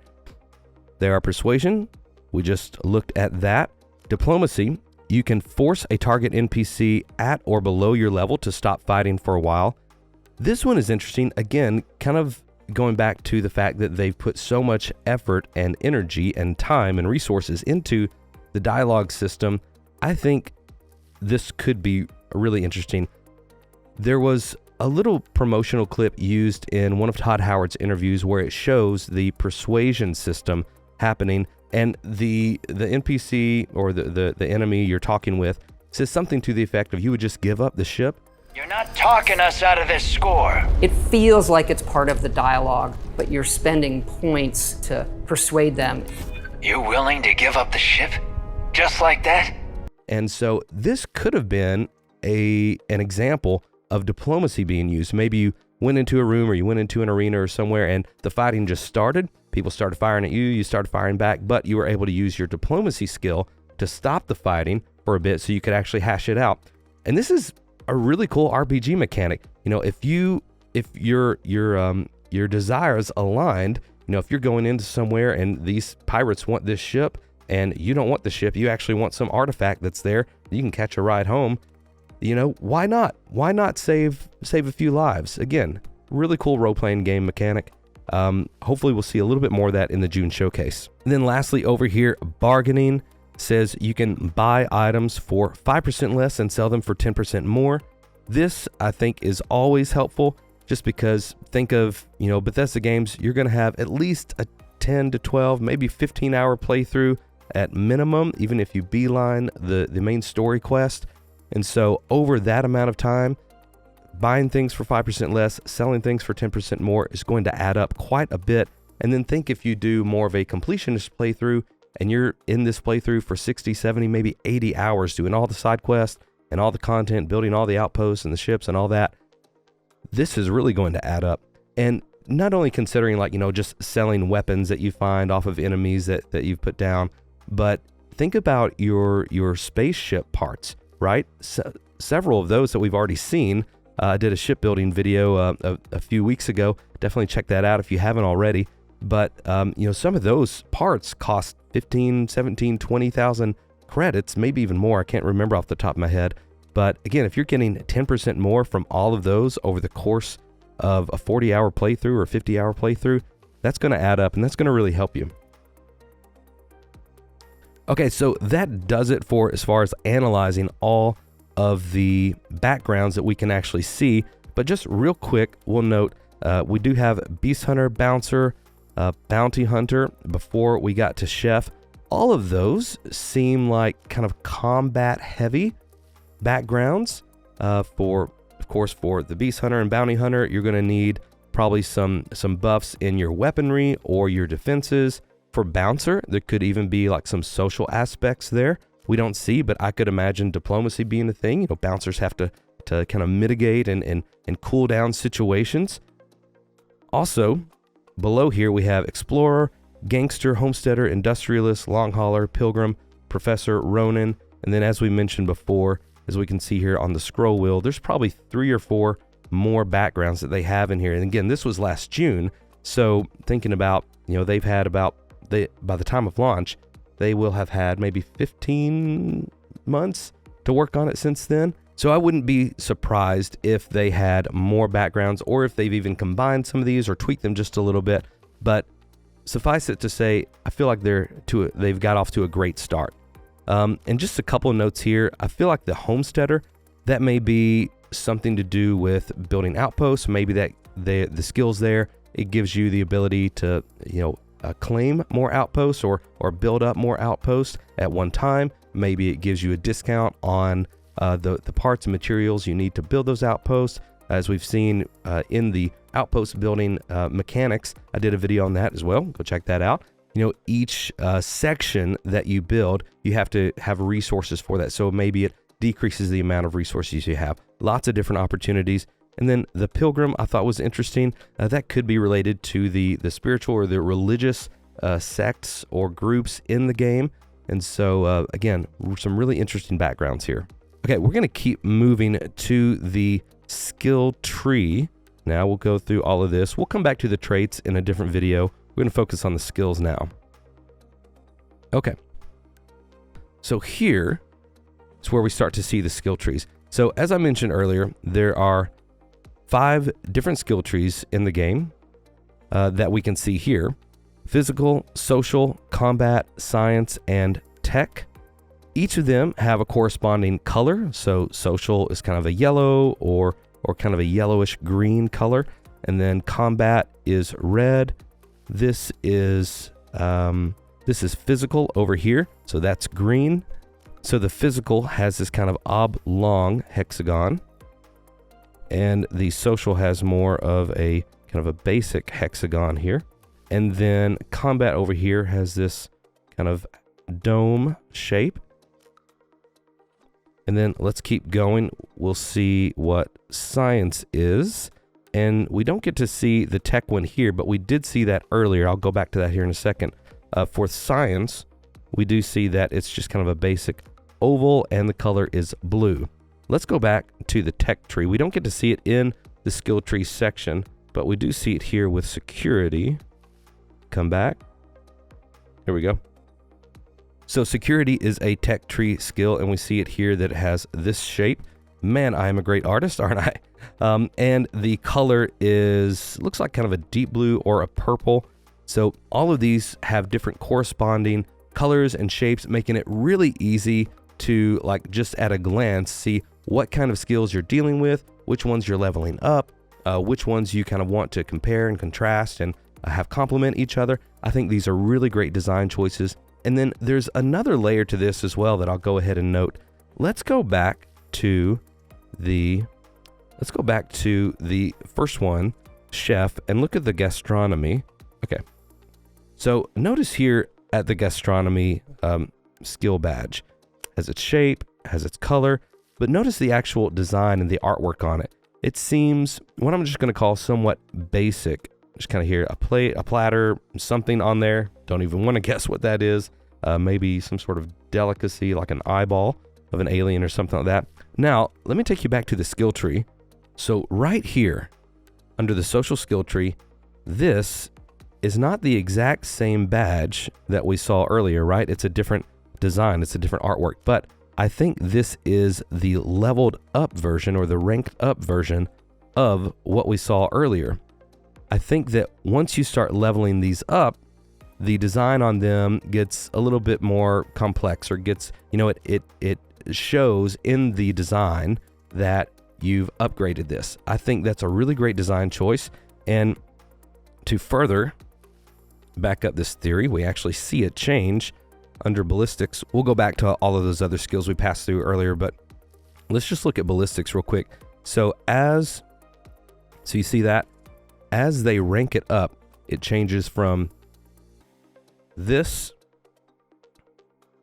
to this. And I think that is, again, just a really cool design choice, very smart to kind of give you that visual cue that you're ranking up, you're getting better. All right, so when we first get into the skill tree, we see the cursor hover over a few different icons, over a few different badges. We see marksman, we see particle beams. We don't get a description for particle beams or marksmanship. I would have a feeling that marksmanship has to do with either accuracy or range of all of your weapons, because, and I say that because there are some other skills that kind of specify and niche down for accuracy for specific types of weapons. Particle beams, I'm not sure exactly what that could be. It may be a heavy weapon version of lasers. It may be a light weapon version of lasers. It may be something completely different. If you have a theory on what that is, let us know down in the comments, because I'm really curious about it and I couldn't find anything on Reddit or online or on Discord, but let us know. We'll finally get to targeting, and we see here that targeting, the description says it unlocks the greatly increased accuracy and range when shooting without aiming. This is kind of what I was alluding to earlier. This is already rank 2 out of 4. And the challenge progress is you have to kill 125 enemies without aiming. Simple enough. We were talking about this in our Discord channel, which parenthetically, if you would like to join our Discord channel, I'm going to include an invite link in the description. Head over there, check that out. We would love for you to join our Discord. We have a really positive and excited community, and it's a lot of fun. And we talk about fun things, nerdy things like this, so we'd love to have you. All right, back to this. We were talking about, of course, if you choose this targeting skill, you spend a skill point in it, and it, upgrades to rank 1. And then you have to, you have a challenge progress. First, these challenge progresses seem like they're going to stair step. And so to, of course, you spin your skill tree, just get it there, and then you're already at rank 1. To rank it up from rank 1 to rank 2, you probably have to, maybe for this specific one, you have to kill maybe 50 or 75 enemies without aiming. And then to rank it up from 2 to 3, you have to kill 125 enemies. To rank it up from 3 to 4, you have to kill 250 or 300 or whatever amount of enemies. So it's going to stair step, so you don't have to grind out a huge amount of kills or a huge amount of whatever the skill has you do to progress every single one. It's going to get a little bit harder and a little bit longer every single time. But then the other question we were kind of asking is, okay, so let's say I don't have targeting chosen. It's blank. I haven't spent a skill in there yet, but just naturally going throughout the game and going throughout the playthrough, I'm completing, what this challenge progress would be. Do those passively count towards those rank progressions, or do you have to wait until you've actually chosen this skill to kind of activate the counter, if you will, for these rank progressions? I think there could be some arguments to be made on either side of that, whether it's good or bad. It's going to make it really grindy if you get, to kind of the middle of your playthrough and you've kind of built out, your main skills, and then you want to start adding on some secondary skills. It could make it feel a little grindy if you have to already go and start killing or start, doing all these challenge progresses that you've actually already completed. But at the same time, if it does passively count towards your rank progression, that could make it a bit too easy to kind of rank everything up at once. once you get the skill points. So I'll be curious to see what they do with that mechanic specifically. But here's some good questions we were asking in Discord. And Sniper Certification says the unlock says scoped weapons are steadier and have less sway, which is always good if you're using a scoped weapon.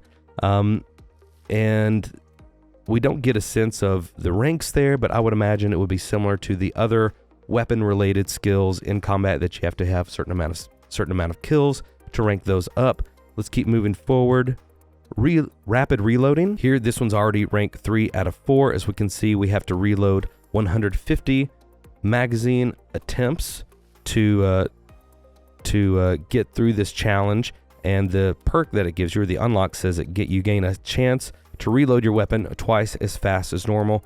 This is really cool. I would even love it if they had some kind of little mini game in here, kind of like Gears of War does, where it's an active reloading. So if you hit the reload button twice in a certain amount of time or within a certain time frame, then that helps you reload it quicker.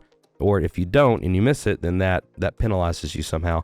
I always think that helps just kind of engage the player. Really like that mechanic. Let's keep moving forward. We also see heavy weapon certification.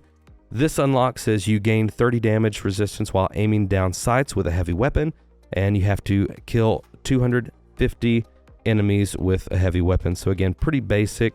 Let's keep moving.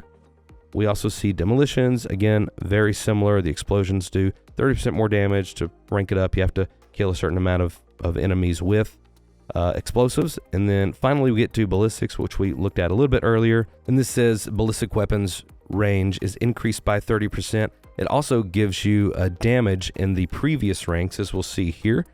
See, rank 1, ballistic weapons do 10% more damage, and then in rank 2, 20, rank 3, 30. And then rank 4, it kind of switches over to range as opposed to more damage. So I like that there's a little bit of a twist right there on the last rank available to fully complete this one. And again, as we've already seen, they do spend the skill point to rank this up. And so that's important to note. As you spend your skill points, you spend skill points to actually get that skill and to activate it. But then as you rank it up, look here, they have 1 skill point, and then as they move forward and rank it, they have spent their skill point there. I really like the skill upgrading ranking mechanics. I think it's really smart, and I'm excited for it. Okay, now after we've broken down the backgrounds and the skill trees, I want to take what we know so far and give you kind of what I think would be helpful in making your first playthrough and picking which skills that you would like. And so if you want to play with survivability in mind, maybe you're a combat heavy player and you just want to be able to kind of barge into a room, start taking people down, and worry about asking questions and strategizing later after everybody's on the floor.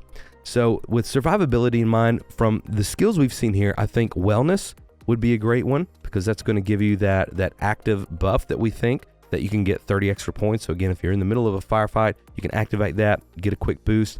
Also, medicine might be good as well. Use your healing packs, your medicine packs. And then in addition to that, some sort of weapon skill, whether it's ballistics that kind of covers all of your ballistic weapons, whether you use a pistol, rifle, or a shotgun, or if it's lasers, or if you want to specialize in maybe sniper weapons or something like that. Those would all be really great for a survivability playthrough, something more combat heavy. Now, the next one is what I'm just going to call adventure/questing. So this is the kind of playthrough where you just want to kind of experience as much of the game as you can. You're going to do the side quests, you're going to do the quest to get different weapons and different items and different spacesuits, and you want to, explore all around everywhere.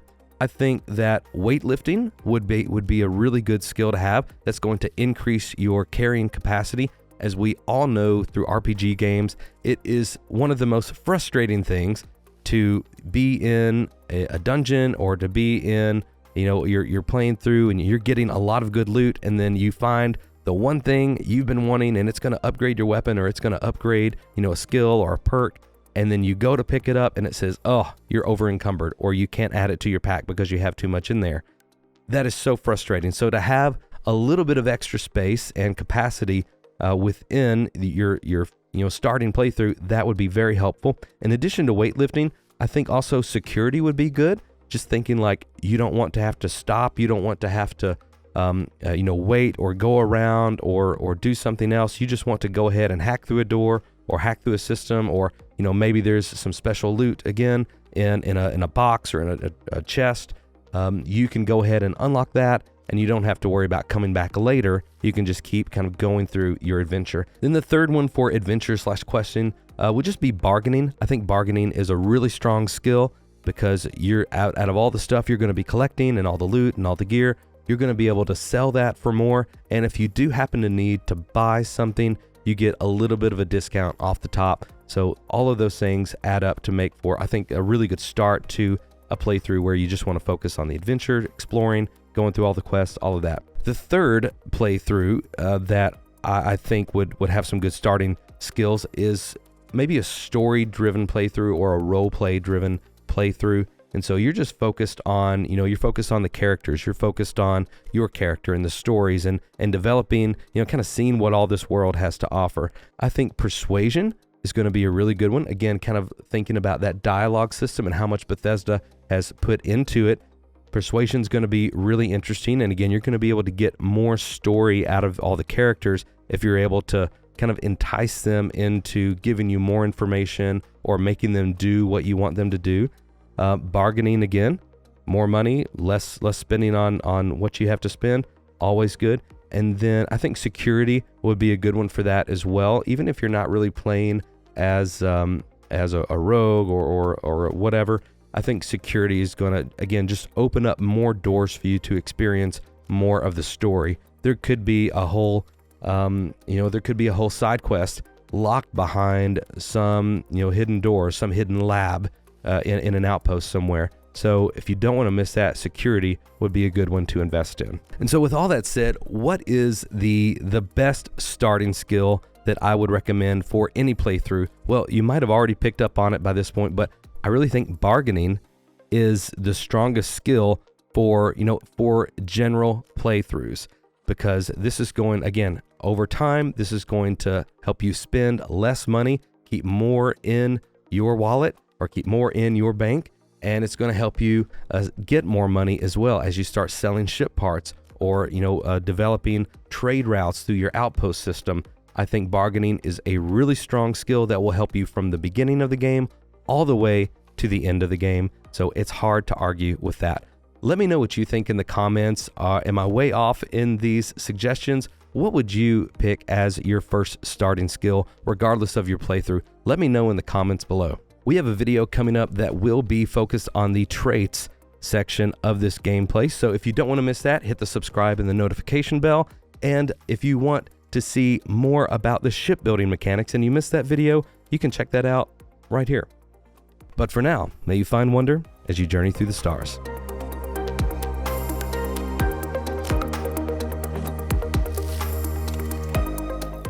Bethesda wants Starfield to be hardcore. A hardcore RPG. It wants it to have hardcore RPG. I don't want to say hardcore anymore. Okay. It wants it to have deeper RPG mechanics.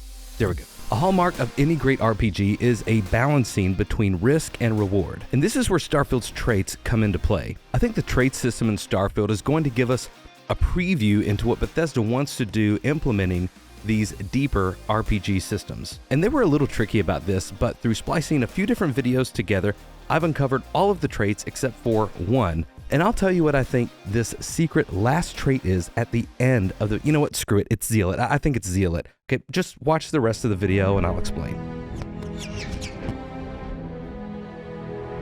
So here we are in the traits section of the original gameplay video, and just want to go ahead and note off the top, see right here on the right hand side, these are all of our traits, and starts out with alien, ends up at unwanted hero. And if you look down here again, there's this scroll wheel thing here, and there's just a little bit of space down here where it's telling us there's something else below this list that we can't see yet. I think there's one more trait there, and like I said, I think it is Zealot, because if we look, it is alphabetized. It's listed in alphabetical order, A through U, and once we get through there may be something else that begins with U, but also Y, W, X, Z. And out of all of those letters, I think that Zealot, writing all over there in the corner, Zealot is a good guess and possibly the last trait that we see, because we see in some other promotional material the game designer talking about the Zealots of House Varun. So I think that could be our last trait. So like I said, this is the first look we actually got at the traits, but we got a second look too in the Constellation Questions video that came out on October 13th of last year. Not as many people saw that one, but it did uncover a few more of these traits for us and give us their descriptions, give us an idea of what we can expect from them. And it also changed a few things as well. But before we get to that, the ones that changed were, as far as like they changed their name. I don't think they changed their description or the design factor of them, but they did change their name. And those were Unwanted Hero, and where's the other one here? Oh, Starter Home. So those became, Starter Home became Dream Home, and then Unwanted Hero became Hero Worshipped. We'll take a look at these descriptions here in just a moment, but I wanted to go ahead and note that as a change. So I actually want to stay here on this Constellation Questions video because it has more information for us. The only one we don't see here that we did see in the original one is Serpent's Embrace, and I'll come back to that description later once we get down the line to it. So let's just go down the line here. Alien DNA, I've seen a lot of people in our Discord and in our comment section say that this sounds like a really cool trait to have. And the description says you volunteered for a controversial experiment that combines alien and human DNA. As a result, you start with a higher health pool and greater endurance, but healing items aren't as effective. And so all of these traits have a positive and they have a negative, what I was talking about at the beginning of the video with risk and reward. So I think these are some of these deeper RPG mechanics that we haven't seen for a while in Bethesda games, but I'm glad they're coming back to it. And they do seem like they're going to implement these in a modern way. And if you like these, like for example, if you like the idea of having a higher health pool and a greater endurance, but you don't like the fact that your healing items aren't as effective, well, what else have we seen in the creation mechanics, right? We saw back in the skills, the medicine skill that actually increases your ability, your healing abilities. And so if healing is really important to you in health and you're going to be kind of this, survivability character that just goes in guns blazing and doesn't care to take a little damage, then this alien DNA paired with that medicine skill may be just the right fit for you. So again, a lot of great combinations here to work with. The next one we have is Dream Home. And this says you own a luxurious, customizable house on a peaceful planet. Unfortunately, it comes with a 50,000 credit mortgage with GalBank that has to be paid weekly. Again, this was an update from Starter Home, which originally said you live on a peaceful moon with a 50,000 credit mortgage with GalBank. It didn't say in that original description that it had to be paid back weekly, though. I know a lot of people are excited about this one just because it kind of leads you into that other system of outpost building, right? And maybe you can build or customize your dream home. And other people thought, what's the actual perk of having a house? Does this increase your storage limit? Does this give you a place to come back and heal and maybe get some sort of rested bonus as you go out and adventure, like a lot of RPGs do, where if you're rested, you get more experience from your questing or from your adventuring, or maybe if you're rested, you're able to haggle better, or some of your skills are increased. There's a lot of different mechanics they could explore with this, so that's exciting. And the next one we have is Empath. You are deeply connected to the feelings of others. Performing actions your companions like will result in a temporary increase in combat effectiveness, but performing actions they don't like will have the precise opposite effect. I know a lot of people have said they're excited for the companion side of the game and kind of leading your squad and being the leader of a group and your crew and from your outpost to your spaceship to the people who quest with you. And so this could be a really interesting mechanic to play around with as you're building your team, so to speak. The next one is Extrovert. You are a good person. Exerting yourself uses less oxygen when adventuring with human companions, but more when adventuring alone.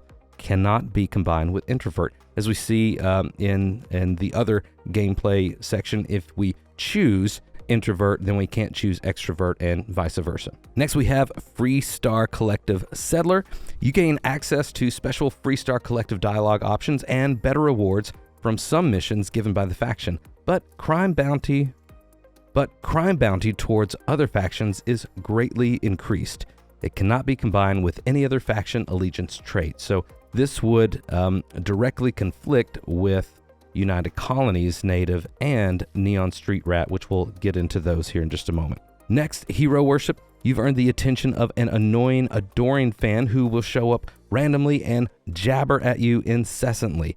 On the plus side, he'll give you gifts. So, not a bad deal to have somebody who might be just a little annoying, but maybe they bring you something that you can use on your next quest or something you can use as a part for your ship or get a discount or something. This one will be really interesting to see what people actually get, because I bet a lot of people are going to steer clear of this one because of what Bethesda's done with this mechanic in the past. He's this guy, this annoying fan, this adoring fan is certainly annoying.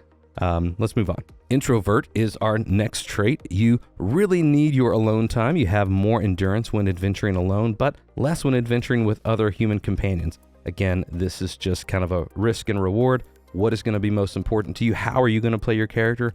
Is it going to be better to play alone? You can go faster alone, but maybe you can go farther together with extrovert. We will see. Depends on your playstyle. And again, a very curious trait that a lot of people are interested in, kid stuff. Your parents are alive and well, and you can visit them at their home, but 10% of all the money you earn is deducted automatically and sent to them. So if you want to play like an economy-driven build and want to kind of dive into the shipbuilding and outpost building and setting up trade routes that we can hopefully do, and if you've watched my economy video on the channel, definitely do that. It's very exciting. I'm excited for the potential economy side of this game. And so do you really want 10% of your income to be going to your parents? Again, it raises that question of what's the benefit of a home?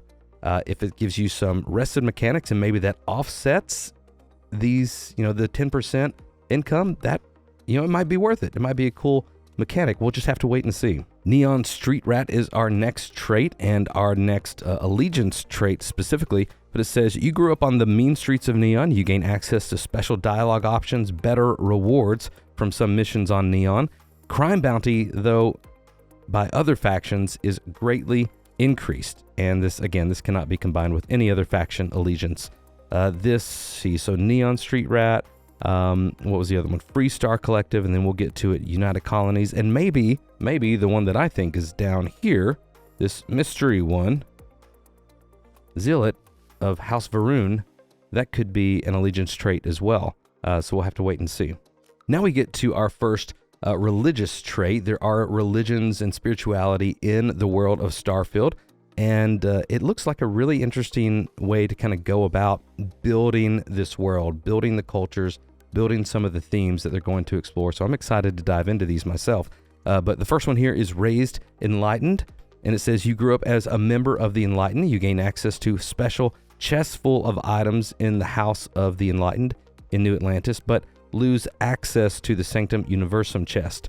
The way this reads, it may be just a straight up, one big loot that you can get, as opposed to like having a discount at a store or something like that, which I believe the next one says this. Oh, is that different? A chest full of items. Oh. Okay, interesting. Okay, so full disclosure, I actually just learned this as I was making the video because I was reading it and I said, chest full of items, that I don't remember it being that. I thought it was a store discount. So this is what you're looking at now, Raised Enlightened. This is from the original gameplay in June of 2022. And it does say you grew up as a member of the Enlightened. You gain a significant discount at the organization store, but lose access to the Sanctum Universum store. Now, let's go to the updated one that was in the Todd Howard Constellation questions video that came out in October of 2022. And it says, you grew up as a member of the Enlightened. You gain access to a special chest full of items in the House of the Enlightened in New Atlantis.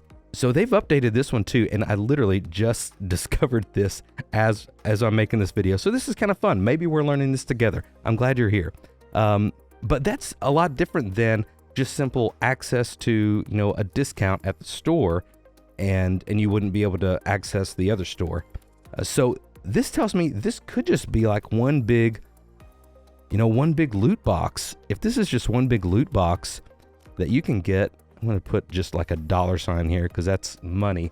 If you can get access at the beginning of the game to some really great gear, to some great guns, some great modifiers, some great suits or armor, then this may be a great perk, or then this may be a great trait to try out. That to me is a lot better than just a discount at a store. I don't know about you. And the same is true for Raise Enlighten. Again, this is the new version from October of 2022. And again, they could have updated this since then, but it says the same thing, that you get access, that you gain special access to a special chest full of items in the Sanctum Universum in New Atlantis. And again, going back to the original one, it says you gain a significant discount at the church store. So different than a discount, access to loot is what it sounds like. Unless they're going to like drip feed this to you, okay, when you start out, or maybe as you increase your rank in the church or in that community, maybe you get further or deeper access into these loot chests. I don't know, but I'm really curious now. This is all I'm thinking about for the rest of the video. Sorry. So now let's actually go back to the original gameplay reveal that came out in June to get a look at a few more traits.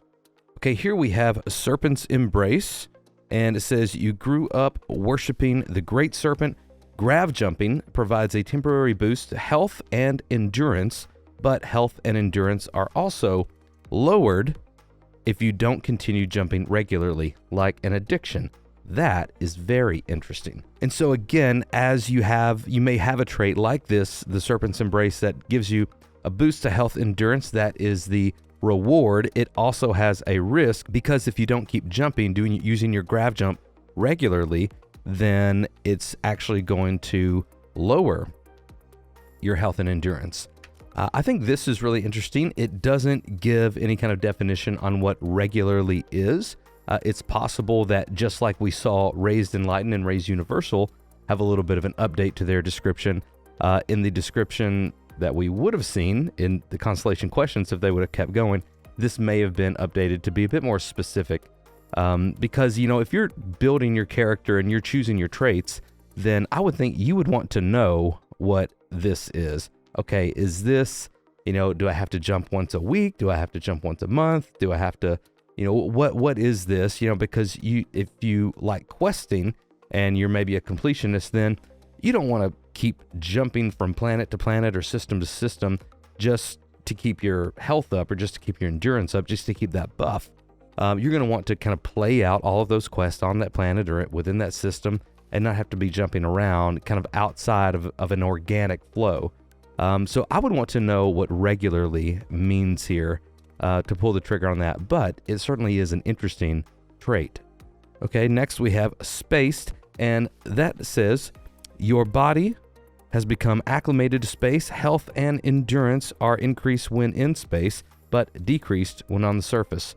This can't be combined with Terra Firma. Terra Firma, which of course is another skill right here, and I'll come back to that, but this gives us a hint as to what Terra Firma is.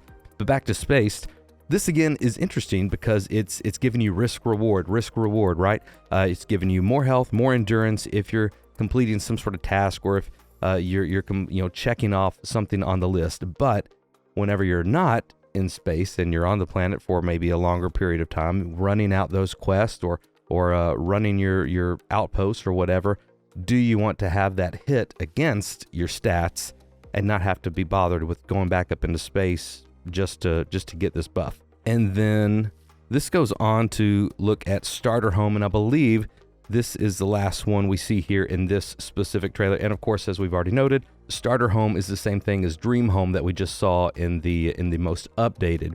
footage from the Constellation questions. So I'm pretty sure that is it. Yep, that is the last one for this one. So we have actually seen Alien DNA, Empath, Extrovert, FreeStar Collective, Introvert, Kid Stuff, Neon Street Rat, Raised Enlightened, Raised Universal, Serpent's Embrace, Space. We did see Starter Home as Dream Home, and we also saw Unwanted Hero as Hero Worshipped in that the first trailer we looked at that was actually the most updated one.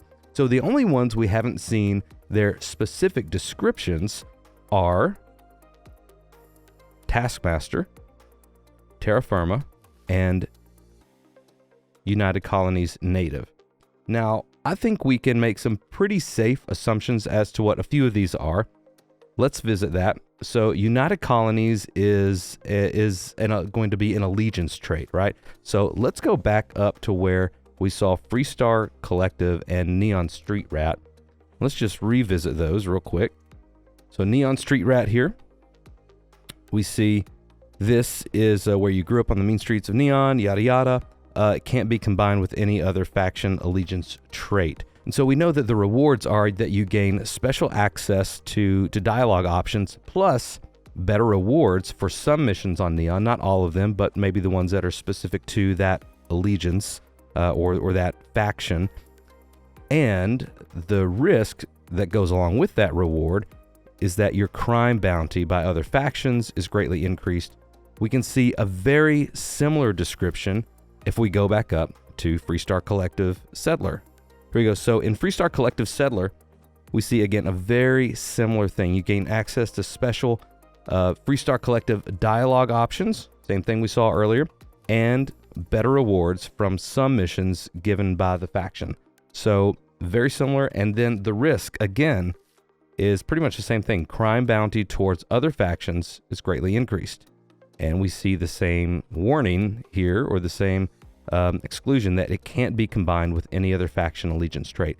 So I think we could safely make a logical jump that the United Colonies Native could read like, you gain access to special United Colonies dialogue options and better rewards from some missions given by the faction in New Atlantis or on Jemison, something like that. But crime bounty towards other factions, such as the FreeStar Collective or Neon, the Ryujin Industries or the Crimson Fleet, any of that stuff is going to be greatly increased. So I think we can safely make an assumption there. The other one that we can make a good assumption is Spaced. So going back into Spaced, we see that is kind of the opposite side of the coin, if you will, to Terra Firma. And the benefits of that are that your health and endurance are increased when in space. Again, I think we can safely assume that Terra Firma would be that your health and endurance are increased when on the surface. I think that's how it would read. Or, your body has become acclimated to the surface. Health and endurance are increased when on the surface, or something to that effect. Not in space, essentially. I know we've seen Todd Howard talk about before where out in space is going to be one reality of the game, and then on the surface of the planet is going to be another reality. So again, those are two kind of opposite sides of the same coin. I think that's how that one will read. And then we see Taskmaster. We don't really see anything else in this list that we could say for sure, okay, this is kind of like Taskmaster, but opposite, or this is in a grouping like Taskmaster. But judging from the name alone, we could say it could be similar to Empath. Let's go back to Empath for a moment. You are deeply connected to the feelings of others. Performing actions your companions likes will result in temporary increase in combat effectiveness, but performing actions they don't like will have the precise opposite effect.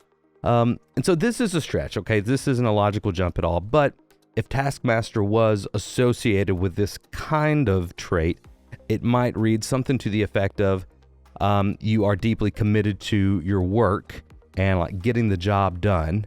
And so maybe your relationship status takes a ding, or it builds slower over time with your companions or with your crew.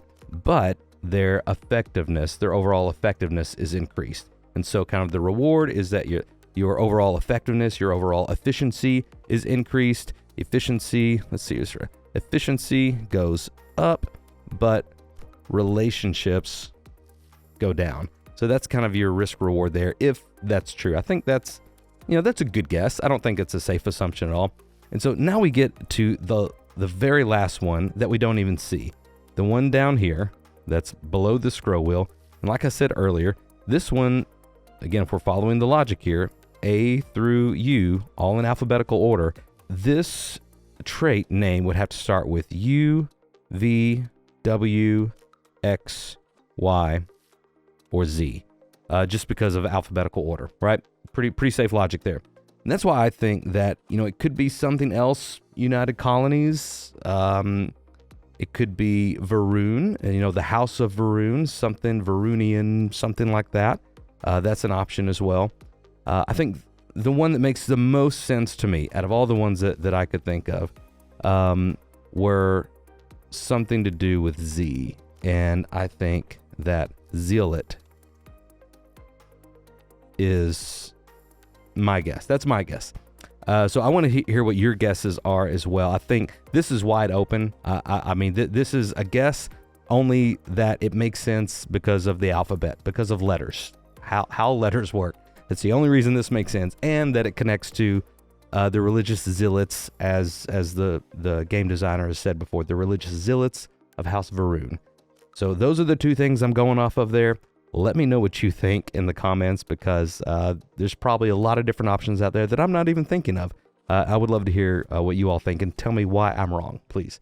Okay, so my final thoughts here have to do with something that Todd said in this interview, where he said, all the traits have a risk and reward, right? They have a good thing and they have a bad thing. Going back to that idea that they're wanting to design this game to where you don't get 5 or 10 or 15 hours in and decide all of a sudden, oh, I don't like this character, I want to re-roll, or I want to start up again and try a new character. Now, there are lots of players that want to do that, but there's also a lot of players that don't like that, going back to the start and starting all over and kind of wasting all that time and having to do it all over again. There are lots of players who don't like that. So they're trying to solve that problem in a creative way, and I really applaud them for that. I mean, I don't know if it's going to work. I haven't played the game yet. I know a lot of you guys think I'm a shill, but I haven't played the game yet.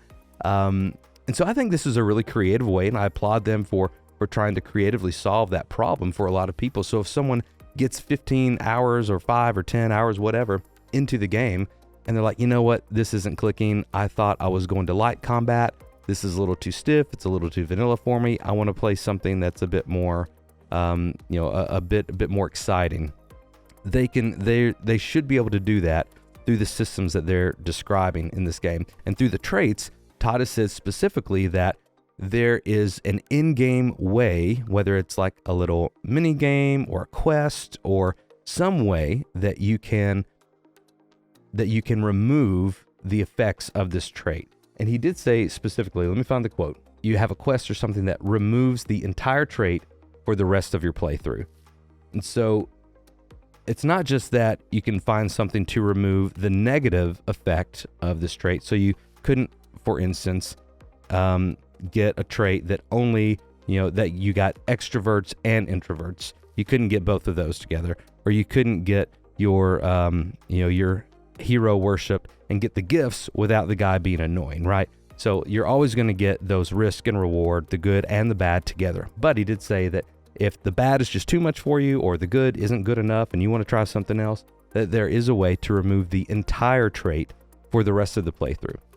Now, with that in mind, kind of the follow-up question is, okay, well, if you can remove something for the rest of the playthrough, do you just not have any traits at that point if you remove all your traits? Or we might, again, safely assume that, well, if you can remove all of your traits, surely you could also gain as many of the traits as you wanted to within, a certain number. Here at the start, they have 3 that you can have on you, and you may be able to add more on as the game progresses and as you level up your character. So that makes sense to me, that if you can get rid of certain traits through a quest or through a mini game or through some way in game to solve that problem, then you could also solve the problem of gaining new traits through the in-game solution as well. So that's what I'm thinking. Let me know if you guys think, I don't know, you know what, they usually don't do that, or here's what I think they do. Let me know in the comments, because I think these are really interesting traits in and of themselves. I think it's a really interesting system. I'm so excited to see how they implement all of these things together in the game, especially in the creation, the character creation side of things. So let me know what you think in the comments. I would love if you liked the video, and if you're not subscribed yet and you've been watching for a while, I invite you to subscribe. We have a great, positive, encouraging channel, and we would love for you to be a part of it. I want to give a big thank you to all of our patrons and YouTube channel members who make a lot of this content possible. I'm able to do some really cool things in behind the scenes of the channel that are kind of working right now that wouldn't be possible without their help and support and encouragement. So thank all of you. You can see some of them on your screen right now. If you would like to support the channel as well, get your name in the credits, then hop on over to one of the links in the description and it'll show you how to do that. For now, may you find wonder as you journey through the stars. Starfield is full of mystery.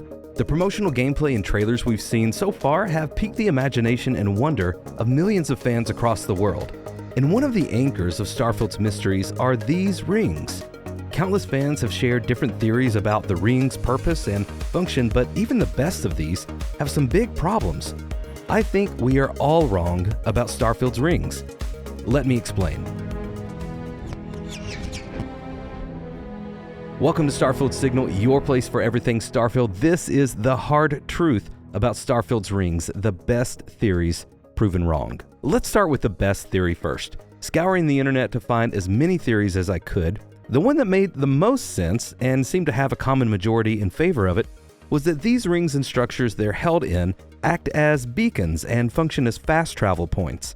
Without getting too bogged down into the details, gamers cite the apparent manipulation of light and gravity around the rings to make the case that these rings will somehow enable you to travel to one location from another, light years away. This is where some opinions deviate. Some think activating the rings allows you to actually travel from one set of rings to another, and though it's a bit nuanced, the major opposing opinion claim these rings actually create a portal in space and time and simply teleport you to another set of rings without actually traveling the distance in between. I honestly think this is the best theory because it does fit well with the common game mechanic of fast traveling, and it holds true to the scientifically based and realistic themes established for the Starfield universe. However, the theory breaks down pretty quickly once you start to add pieces to the puzzle. The biggest problems for this theory are found in 3 separate observations. First, faster-than-light travel already exists in the Starfield universe. More on this in just a second. Number 2, we're only seen interacting with the rings outside of our ship. And number 3, we're told Starfield's story is firmly established within our own Milky Way galaxy.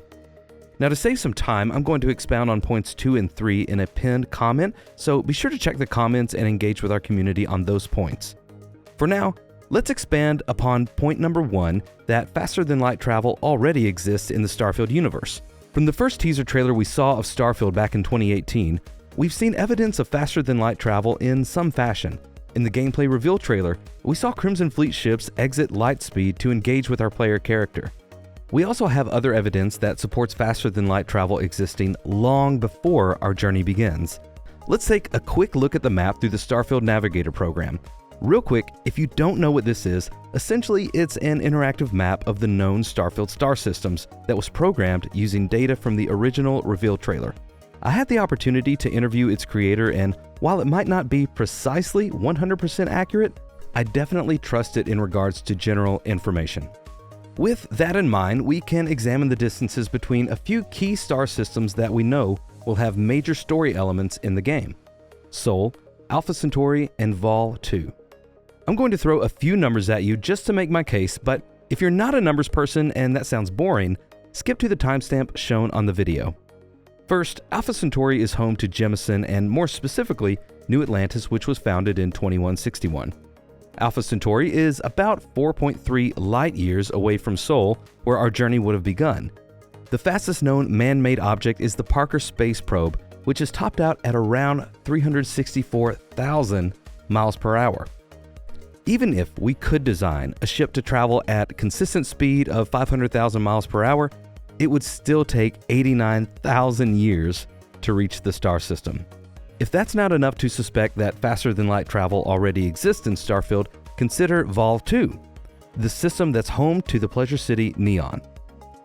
This is 25 light years away from Alpha Centauri, and not only has humanity figured out a way to develop this thriving city far from its capital, but it's a tourist attraction where people visit with ease and regularity. Okay, if you skip the numbers and are just now rejoining us, welcome back. Suffice it to say, knowing the distance between certain star systems gives us every reason to believe that faster-than-light travel exists and is widely used in the Starfield universe.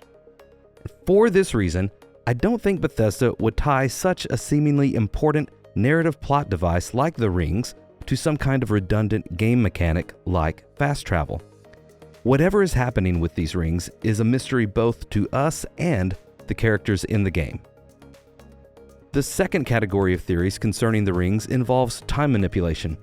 Again, people talk about the light and gravitational anomalies associated with the rings as evidence for some sort of time warping mechanism. While this is extremely interesting, and we've seen it used before in games like Majora's Mask, Quantum Break, and more recently, The Outer Wilds, time manipulation is an extremely tricky game mechanic to get right and tends to make more narrative problems than what it's worth to solve. Even still, some gamers have said they think the sequence at the end of the launch announcement cinematic represents the creation of the universe. Others think we'll be tasked with manipulating time to try and save the Earth before it succumbs to whatever led humanity to leave. From what we've seen of the game, nothing else indicates any kind of time manipulating mechanic. Everything seems to be focused on exploration and finding what's out there. Something as complicated as time manipulation would have been revealed as a main driver of the narrative, and we simply haven't seen any evidence. The third theory is even less popular and mostly seems to be based on wishful thinking. This again identifies the rings and structures as beacons, but instead of providing travel, they instead are used as signals. Now, while I would like nothing better than for the game to feature legitimate Starfield signals to help my search exposure go through the roof, I don't think that is the case. But a few gamers have theorized that once all of these signals are activated, they will summon an alien species, potentially a forerunner of humanity, to return to our galaxy. Again, I think this is mainly just people wanting some variety in alien races to engage with throughout the game. We've seen no real evidence to support this theory. There's one last theory that still doesn't have much evidence to support it, but I actually think it's the most interesting out of all we've mentioned in this video. And this is a hard sell for joining our Discord because I'm going to post this theory in our forums channel. You can use the link at the top of the description to join our Discord and see this last theory that I think is the most interesting. Stay tuned if you want to see some outtakes and BTS footage. Thank you so much to the patrons and YouTube channel members you see scrolling on your screen right now. I'll see you over on Discord. For now, may you find wonder as you journey through the stars. Starfield just received its official rating here in North America from the ESRB, and this video is actually going to bypass what everyone else is talking about, so stick with me, and we're going to dig a little deeper, because I want to uncover this overlooked detail that I think reveals some insight into the research and design of Starfield's concept development. Welcome to Starfield Signal, your place for everything Starfield, including news. To absolutely no one's surprise, Starfield was rated M for mature by the ESRB. Now, tons of other YouTubers and gaming sites are already covering this news, and of course, most of them are leading with the details about the bedroom talk. Like moths to a flame, I've seen about 20 of these videos pretty much just reading the summary statement from the ESRB and then making some sort of sensational statement about, the sex talk. Well, if you're not familiar with our channel, we like to dig a little deeper and go past the surface. So let's get started. I want to start with this quote from the rating summary. The game contains some suggestive material in the dialogue and after sharing a bed with characters, e.g., life is a sexually transmitted disease that's 100%. This is a crazy line. I can rarely get through it without laughing. It says, life is a sexually transmitted disease that is 100% fatal. Okay, that is just an insane line of dialogue. And I was thinking, man, I want to meet the person who wrote this and just shake their hand and tell them, hey, I had a good laugh. But then I thought about it some more, and I thought, this actually sounds familiar. So I minored in philosophy in my undergraduate studies, and I was thinking, this actually sounds like something I read in a book or heard one of my professors say. And sure enough, after a little bit of research, I found out that this is actually a quote from R.D. Laing. So R.D. Laing was a Scottish psychiatrist who focused on, wait a second, just pause. I know a lot of times when I go into my nerdy deep dives, I say, okay, if you don't want to listen to this, here's the timestamp and you can go past it. But I want you to stick with me for this one. It's not going to take long, and it's actually important to the case I'm going to build moving forward. So stick with me, okay? It's going to be worth it. R.D. Laing was a Scottish psychiatrist who focused on mental illness, specifically in the area of psychosis. Remember that, and we'll come back to it in just a moment. He was also said to be heavily influenced by existential philosophy. While not exactly displaying the ideal example of a mentally and emotionally healthy individual, Laing did make waves in the discipline of mental illness, with some even claiming that he had made major contributions to the anti-psychiatry movement. Okay, back to Starfield. Like I said earlier, that didn't take long. So this quote, "Life is a sexually transmitted disease that is 100% fatal," it's just a wild thing to say, okay? Just a wild thing to say. And honestly, the ESRB kind of screwed this up and took it out of context, but I'll come back to that later too. Now, this could be just like a one-off crazy random line that one of the writers came across and thought, that would be fun for one of our voice actors to say. Or it could be indicative that the writers were already studying R.D. Laing's work as research for the concepts and ideas that support Starfield's main themes and tone. And this is the overlooked detail that I mentioned earlier. This presumed influence of Laing's work might provide some hints into what we can expect from Starfield. Laing worked as a psychiatrist, specializing in mental illnesses that affected people's perception of reality, like psychosis. We already know for a fact that Starfield will contain the drug Aurora, which has psychotropic properties. And this definitely falls into Laing's area of expertise, which is why it's so interesting to see some of his influence in the dialogue as well. Now, does this mean that all of Starfield is going to be some big acid trip at the end of the game and it's going to pull the rug out from you and none of it was real and all of it was in your head and you were never in space to begin with and you were just... Oh God. That would suck. No, that's not what I think is going to happen. But we have also heard that Starfield will be asking the big questions. In the video, Into the Starfield, The Journey Begins, Todd Howard says Starfield is about hope, our shared humanity, and searching for the answers to life's biggest mystery. I feel like this is fertile ground to explore the concepts of reality, existence, a shared but distinct human experience from one soul to the next. I think this could be very much aligned with ideas from psychiatry and philosophy, and not only feature concepts from Laing, but potentially others in these fields as well. Going back to what I mentioned earlier, I think the ESRB kind of screwed up on this. Two things. First, they completely misunderstood the quote, which second led them to writing it in a way which made people get the context wrong. First, I think the ESRB reviewer understood this quote to be referring to actual sex and sexually transmitted diseases, as opposed to a poetic, albeit crass, allusion to existence and our shared fate as a species in death. Second, because of this, they wrote the review as if this line was said after your special moment in the bedroom, which again is probably not the best pillow talk. Of course, I don't know for certain, but this sounds much more like a line your robot companion Vasco would say in a cutscene or express as you're exploring the galaxy. Now, for my last point, I want to reveal something that might seem a bit contradictory to my other points so far, but R.D. Laing is actually not the first person to say this quote. While that quote specifically and the way it's worded is most closely associated with Laing, the idea and the general sentiment has been around since the 1600s. Not only that, but several other people have similar quotes attributed to them. So now you might think, well, Luke, this kind of blows your theory, right? I mean, if they didn't take the quote from Laing, then his ideas and philosophies are kind of meaningless in the context of this discussion. Well, not exactly, because every other person attributed with this sentiment had similar musings about humanity's plight. From philosophers, psychiatrists, poets, and authors, all of these individuals were quite preoccupied with exploring the purpose of our existence, our perception of reality, and the eventual fate of all people. This is strong evidence that Starfield will ask some big questions, and that we'll have the pleasure of finding some of the answers. If you're excited about Starfield, hit that like button for me. Subscribe if you want more thoughtful content. Check out our new merch store through the link in the description. You all are awesome. Thank you so much for watching. For now, may you find wonder as you journey through the stars. Starfield is a massive game with several known star systems already discovered and colonies settled throughout the galaxy. It's clear that exploration at one time was a huge priority for humanity.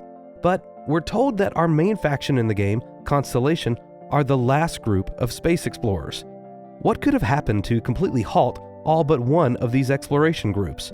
Here are 3 amazing theories why Constellation are the last explorers in Starfield.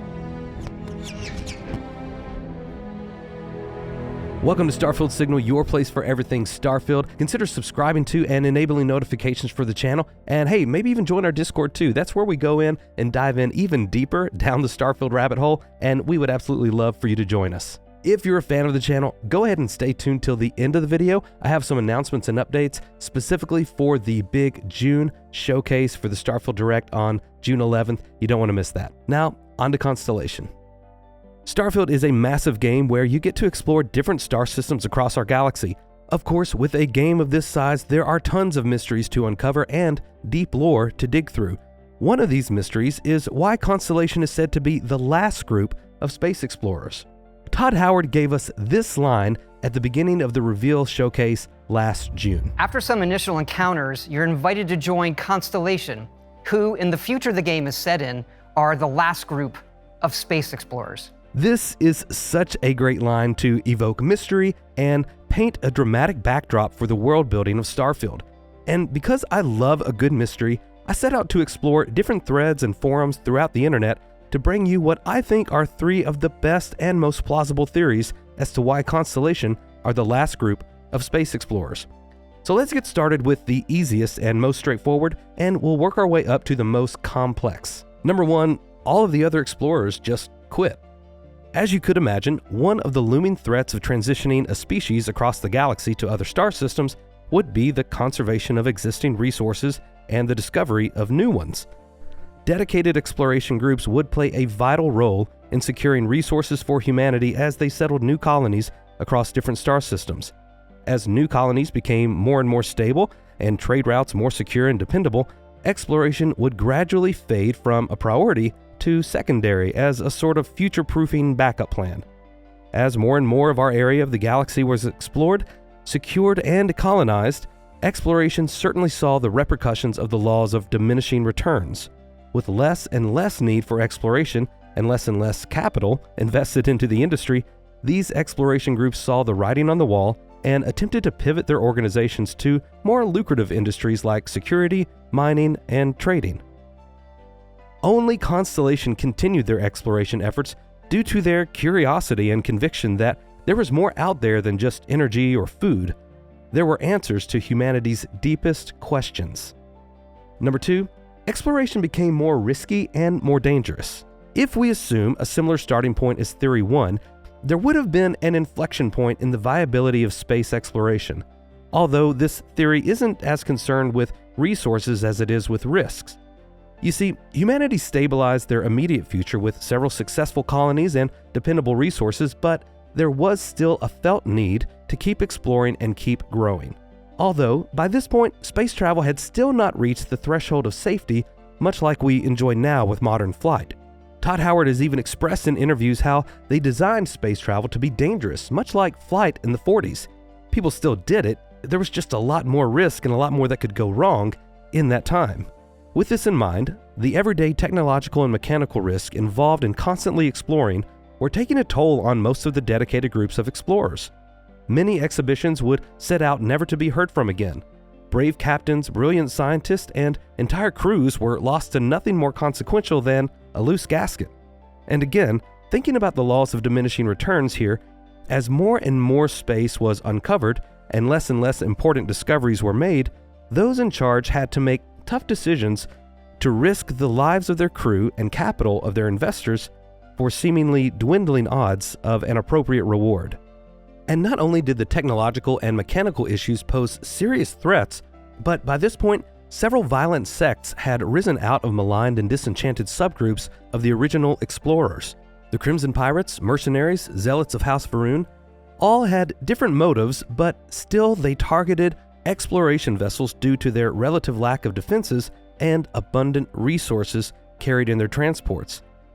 All of these issues posed major problems to the explorers, and when weighing the pros and cons of all the scenarios, it just wasn't worth the risk to continue.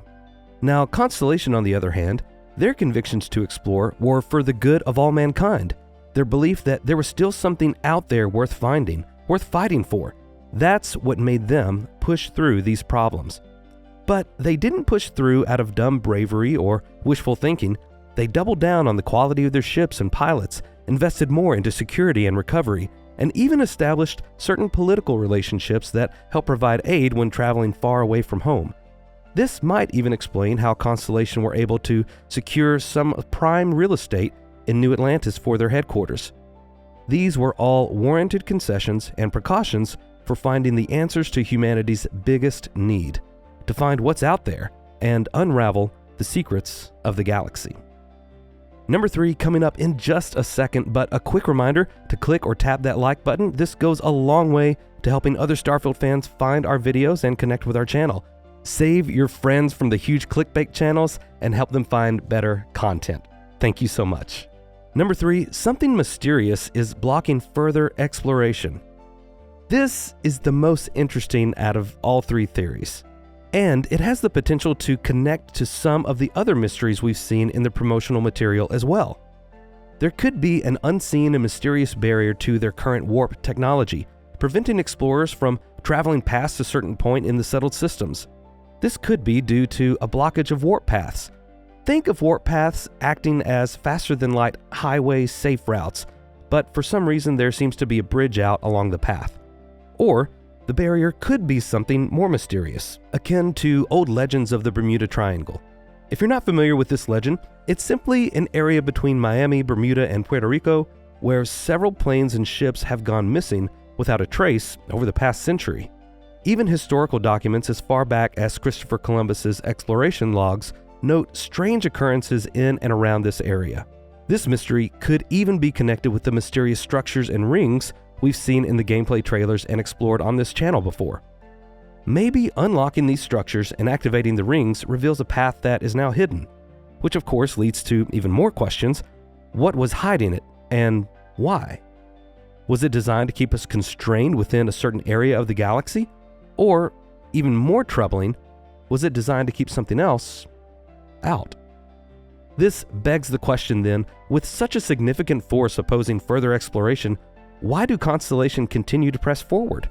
Well, just as they too were about to give up, one of their explorers found something, one of the artifacts. And whether it was the visions they saw or just a renewed sense of hope and wonder from making a novel discovery, they strengthened their resolve and focused their efforts on tracking down more artifacts as they believe these are the keys to unlocking this mystery. We have a lot of amazing content coming up for you all, original artwork, custom merchandise, and a huge after party following the Starfield Showcase on June 11th. We'll be streaming the full showcase right here on the channel. We actually have a page up and live right now, so you can go to that link in the description. Go ahead and set a notification so you won't miss that. We'll also stream the after party here on YouTube as well, but if you want the chance to earn giveaways and get access to some cool perks and discounts, you'll definitely want to join us on Discord. Again, you can follow the link in the description. Stay tuned after the credits for some outtakes. Big thanks to all of the patrons and YouTube channel members who help make this channel the best and fastest growing dedicated Starfield channel. There are honestly a lot of cool perks involved in supporting the channel, so if you're curious, check out those links at the top of the description and see if there's a good fit for you. Our producer level is honestly filling up a lot faster than I thought, so I'm probably going to cap this off soon. These people have been a huge help in actually shaping the channel from overall strategy, content suggestions, and critical feedback. If you want to be a part of our inner circle and making this Starfield journey come to life, then you could be a great addition to our producer team. For now, may you find wonder as you journey through the stars. Wow, thank you so much for watching this Starfield Signal Supercut Volume 2. If you're still watching at this point, that means you love Starfield, it means you're a supporter of the channel, or it means that you fell asleep and now I'm speaking to your subconscious. Either way, thank you so much. I am really humbled by all of the support, and I'm really proud of this community that we're building for passionate Starfield fans. A huge thanks to all of our supporters on Patreon and our channel members. If you're interested in finding out more ways to support the channel, you can go to patreon.com/StarfieldSignal or go to our YouTube homepage, youtube.com/@StarfieldSignal, and just hit that join button and you can see the different ways to support us there. I cannot wait to hang out with all of you guys for the Starfield showcase and on the June 11th event. Please join us for that. We would absolutely love to have you. We're gonna have a lot of fun, and I'm excited to give away some cool prizes too at our after party. You all are legends. Thank you so much for watching. For now, may you find wonder as you journey through the stars.